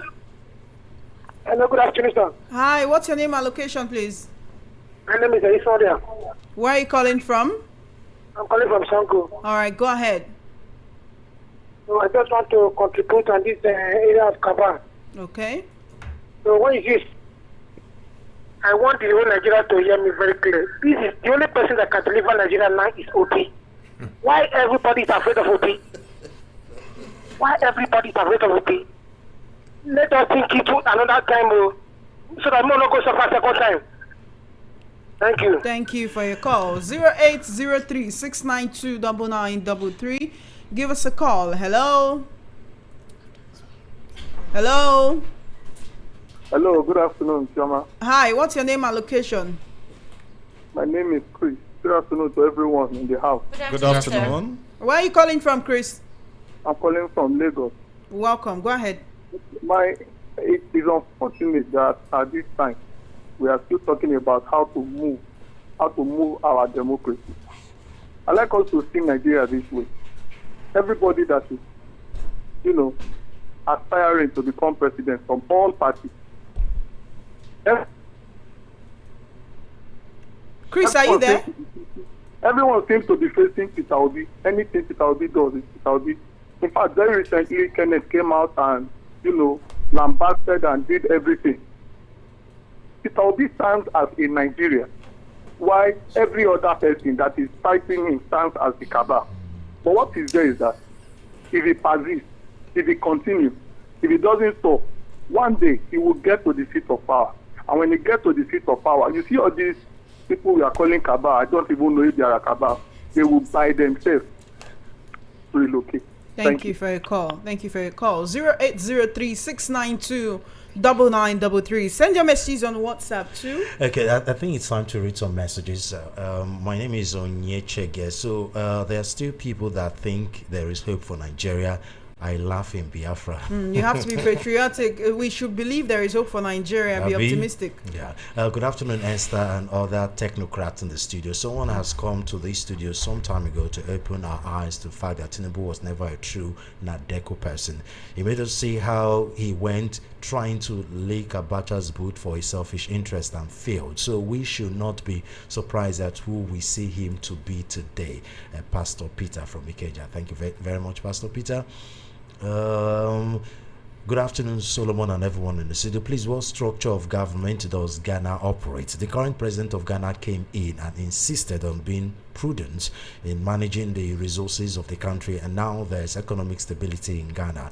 Do you think that even with international crude price risk, ask this question because even though I also clamor for true federalism, but he didn't complete the statement. Comrade Godfrey from Sowore. Thank you very much. Good afternoon, it's Adeyemi Kamoro from Banana Island, Lagos. While people like Tinubu was busy fighting for this democracy, Peter Obi was busy working with Abacha. Oh, okay. Today, the same man is everywhere talking about democracy, the same man that he never fought. Okay, thank you very much. Obed Oji, yes, we have been saying it here. Our problem is INEC, the judiciary, the security operatives. If these institutions are streamlined for our election, we will get the right elections. Simple. Okay. Good afternoon, Lady Esther Amaechi, Choma, Innocent, and the gentlemen, Mr. Awomiko and Mr. Elvis, Solomon FM, Solomon Asika from Munshi. So the question now is, since the inauguration of June 12 as Democracy Day to date, how has the nation been faring? Has the nation been on the better side? These questions are meant to answered by you guys in the studio for us. Mr. Awa and Mr. Elvis. It has not been better because it's just a mere pronunciation. It's just a mere pronouncement that June 12 is not. Sir, but if it is a mere pronouncement, as you are saying, you will not be in this studio criticizing this government too. We are not criticizing. We are only setting agenda. We are only telling them also criticizing what is because if you don't criticize, you will not get reaction. What is expected of them to do is what we are telling them here. That's why we are saying that, first of all, the profligacy lifestyle they live. If you really want to, get to the people, cut your own. Not talk that they say we are aware that Nigerians are suffering, but bear with us. How long do we bear? We bear 11 years for APC now. We continue to bear, but their own lifestyle, they don't cut it. So we are. The cost of governance has skyrocketed. This same Nigeria that Nigeria cannot feed, he came in and bought a new aircraft for himself. How many Nigerians are flying it with him? Two. He bought a yacht and others. Yes, to me, well, it's a work in progress, and we'll say we keep on hoping, keep on seeing the good things, and keep on holding government responsible so that they do the needful in the educational sector, in the economy, in the hospital. Look at most hospitals are just there. Somebody described them as consulting centers. So we should make our hospitals to work, make our universities to be truly universities, and make our secure Nigerians' life. That is the most paramount now. Every other institution will not work if you don't have security. So we should let the street be secure. Okay. Right, and things will move ahead. Former President Muhammadu Buhari signed a constitutional amendment and the Nigerian Electricity Act 2023, which decentralized the power sector and granted all 36 Nigerian state full autonomy to authority to generate, transmit, and distribute electricity independently. So Tinubu should stop repeating these and go to work. John from Ijaniki. That's a fact. Yeah. Good afternoon, everyone in the studio. Why is Rafun also not listed by the president as one of the people who fought for democracy when the righteous is on seat for the people rejoice? Celestine Nidor from Kurudu. Okay. Thank you very much. Every citizen of every state should take protest to their state governor house to demand accountability of what they have done with fat amount they receive from president. Thanks, Ole from Egbe, Lagos. Okay, so I think Ole means FAC. The FAC. FAC. Good afternoon, VOP crew. This is Chima from Surulere. Please, what is more money without value? I hate hearing more money. I have never experienced a time like this. Let us say the truth, please. The economy is terrible. Thank you very much. Good afternoon, gentlemen and ladies in the studio. My name is Gabriel from Ikorodu. It's really annoying when I think about democracy and the APC government. Democracy is about the people, but this party and its government is disconnected from the people. In a true democracy, gentlemen and ladies, protest, which is an avenue through which the voices of the people are heard, is given a prominent position in the polity. But under APC government, protest is taboo. Even where they allow it, they will quickly hire thugs to counter the protest. We won't enjoy democracy that this government is out of the way. For our democracy to grow and develop, there must be a systemic and institutional restructure. But the question is, who, when the legislature and the judiciary are singing on the mandate, we shall stand. That should be our second national anthem. Esther Chomanko, thank you for the good work. I'm Ojonugwa Ochinye, watching you from Agbo in Delta State, but this is my first time reaching you. Thank you very much. Thank you so much. Thank you. Good day, house. As we celebrate Democracy Day today, I wish you truly have real democracy in Nigeria. Sheikot from Itire. Thank you very much, Sheikot. Hello, Choma and others. Happy Crazy Day, not democracy. What the people are supposed to be talking about is to strengthen the electoral system so the voting will be electronic, the way it has been done in other countries. With all these, the people on power will sit up and our vote to account. Solomon from Abuliado. Good afternoon, Choma, and you all in the studio. Democracy without true federalism, restructuring in this country, this home breed democracy, like Fela said, sorrow, bless, and tears. Patrick from Lagos. All right, we can take more calls. Yeah. 0803-692-9933. Hello. Hello, good afternoon. Good afternoon. What's your name and location, please? Thank you very much. This is Sikan calling you from Isolo Kingdom. Thank you so much for calling. It's very, very unfortunate that I came in very late. So most of the topic and most of what people discuss, I did not hear or I did not know about. But a little that I've just heard, I just want to say something. Please go ahead. Now, the point is that Nigeria is in crisis. And we should look at it seriously. I want you people to understand that the problem we at hand is far, far, far more way than we can even imagine it. We should think, and we should plan, or else what will happen and what will come onto us will be so severe that nobody will be able to even run away from this country. I am telling you nothing but the truth. It's not a laughing matter. May it not happen, please. That is what we will say. May he not do this. Please. Even if it were to be as a national anthem on VOP, let us continue to warn the Nigerian security now.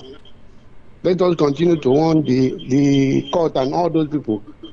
We'll be able to warn the INEC that come 2027, if they do not conduct free, fair, credible, and accepted election in Nigeria, I am not praying for war.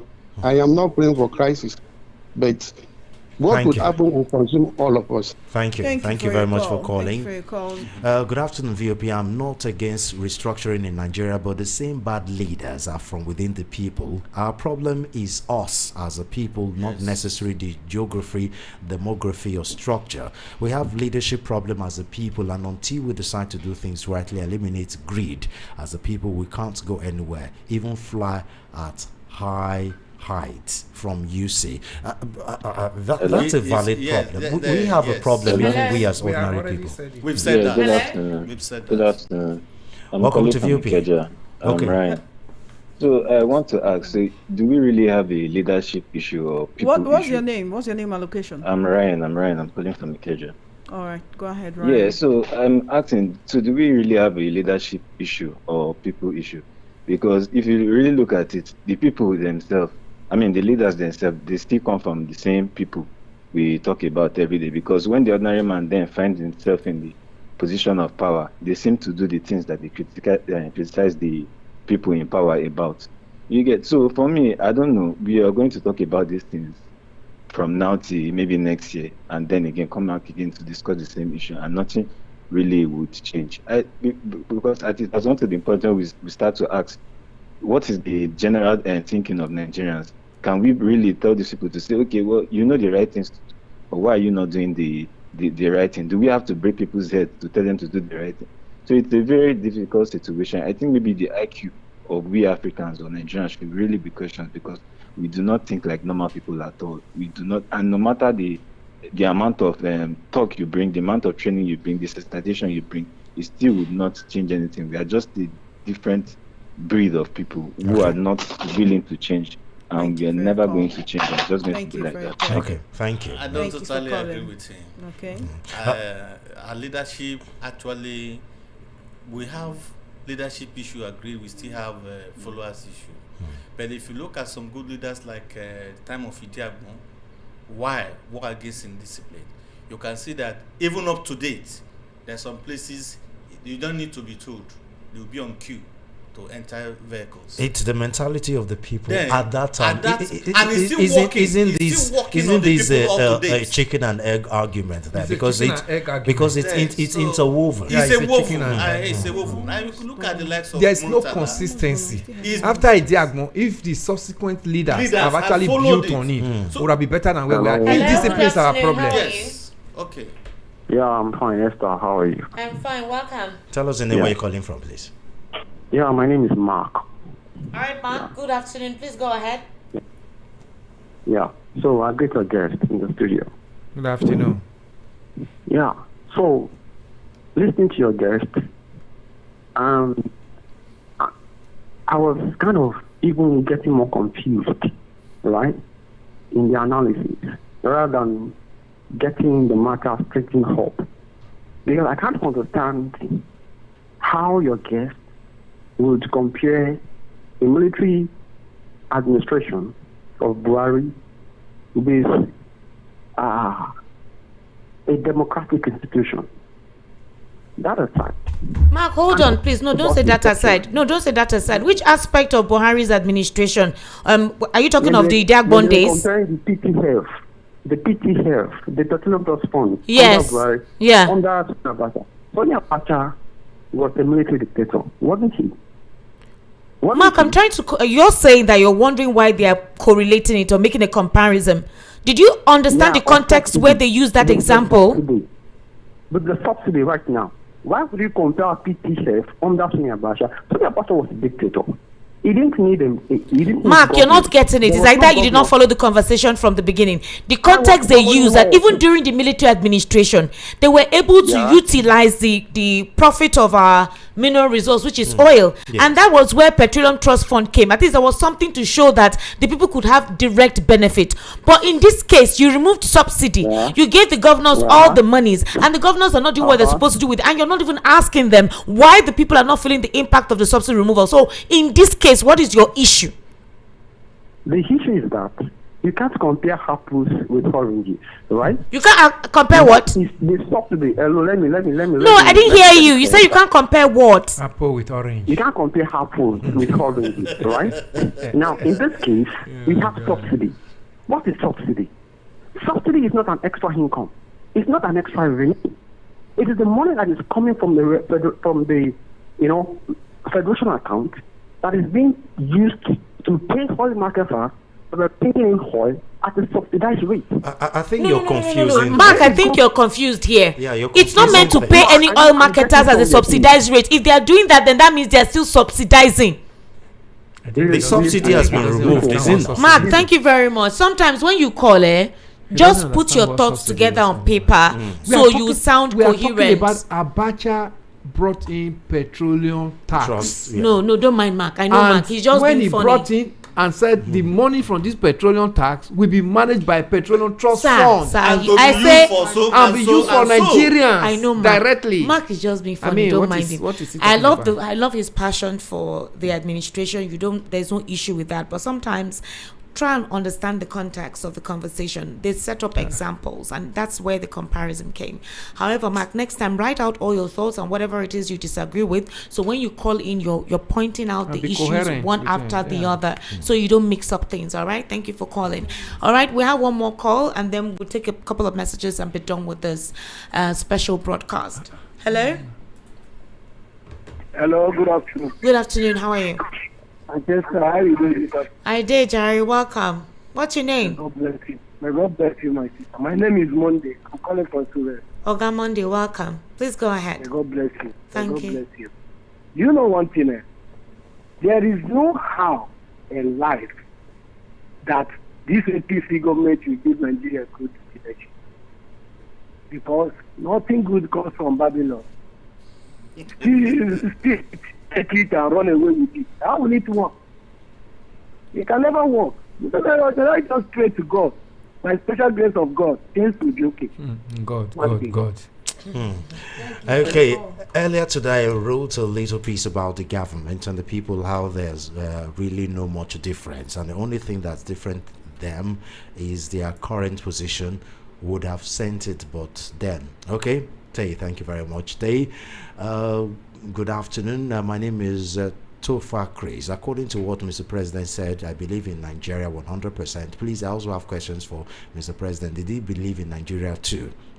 And we see other countries that the president believe in their country, how they govern their status well. I come in peace, aka Akati Chris. Okay, thank you very much.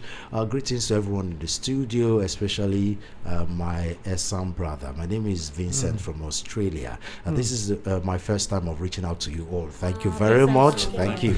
My brother. I believe what if we do not tackle corruption in Nigeria, it will eventually consume us all. For Nigeria to truly change, we must first experience a renewal of the mind. Without a change in our mindset, we cannot transform our society. I only hope that the average black man is not cursed. Thank you. If Nigeria could have had independence as Somalia and Somaliland, to me, everyone could have had his way to exit. But as it stands, we pray for good leadership. Aruna, thank you very much. Aruna, good afternoon, everyone in the studio. I am on my knees begging. I want you to bring H. Oh, I want you to bring Mr. Peter B to this studio. We want you to come and tell Lagosians what NDC planned to do about voter apathy that is going to be more serious in 2027. Gabriel is my name. Thank you very much, Gabriel. Oh, this is long, but I'll try to cut it short. Good afternoon, ladies and gentlemen in the studio. Taiwo from Ijigbo You are doing a great job. Thank you very much. I want to disagree with one of the analysts who put every one of Nigeria's problem on the system of government being practiced in Nigeria. The system of government we are practicing is not really our problem, but the mindset of our leaders. If our leaders are the type who are patriotic and willing to serve the people with the level of resources we have, we won't be in this mess. Thank you very much. Good afternoon, VOP. I'm so happy hearing Ikan voice again on VOP. Remain Peter Omonse and Chief Aloy. These are the old callers since the time of Precious and Lady P. Amobi from 7 and 8. Thank you very much, Amobi. Thumbs up VOP for assembling these great men. This station is already on the good side of history and certainly will be remembered when this roaring sea is behind us. Again, thumbs up, Esther Choma Solomon. We love you all. Sam Okwa Poet from Dokwemo, Lagos. Thank you very much. Okay. Good afternoon, Chairman Esther and the esteemed guests. Though today is Democracy Day, there is nothing to celebrate about democracy. The issue about Nigeria is corruption and at high and low. Please, it has eaten deep into the fabric of society. Mention the institution. Always been positive. I love that. We're just 20. Always been positive. I love that. We're just 27 years ahead in the democracy thingy. If you compare Nigeria to US. You see no, that we are not even comparing Nigeria to US. They are not even you comparable. compare Nigeria to Ghana here that we drove some time Somebody ago. asked you what system or structure of governance does Ghana operate. Yes. What system is that? Is it the same system we do here? Or they also have province, just like we have states. They Yeah. call it a province. So on. It's the same template. Yeah, so leadership is actually it's the actually issue. leadership and it's showing greed. Yes. So that is why we all need to work together. The leadership and the leaders, the leadership and the followers should work. We should hold the leadership accountable, because when you hold them accountable, they'll be able to know, hey, there are people. Are we even mentally strong enough to even hold them accountable? There was a time it happened during the Ali Mongo. But we held the military accountable. The military now handed over. 9 months, Abdul Salam handed over. Thank you, Mr. Elvis Elimihele, Mr. Awa Omiko. God bless you. Thank you so much for coming in. Solomon Ofen, Choma Innocent. Quite a beautiful conversation we had here and the special program. Thank you guys so much for the deep research, for the agenda setting platform and the conversations we've had to set the agenda. We critiqued, we also reviewed, and at the same time we gave recommendations. So thank you, Choma Solomon Ofem, for today. We will be doing something similar to this, but on a bigger platform by October 1, by the grace of God, when we're able to get some certain things, in tune. We intend to do this where we will physically see you. You guys will be present with us, and the conversation will be you guys having that conversation with us. Nigeria must be better. Nigeria needs to be great, and that's why we keep on talking. Until then, it's bye for now. Thank you very much for joining us on the June 12th Special Democracy Day broadcast. It's been an amazing and insightful conversation. Remember that Nigeria is you and you are Nigeria. So keep doing the best you can to make the country move forward. Don't give up on Nigeria, please. Well, we said everything. It's bye-bye. It's time for us to go. I don't tire. Fun house time with MC Chooks and Dr. Walkie Talkie comes up shortly. Stay tuned. Nigeria, we healthy. Our own dear native land. Don't try Banton, baby.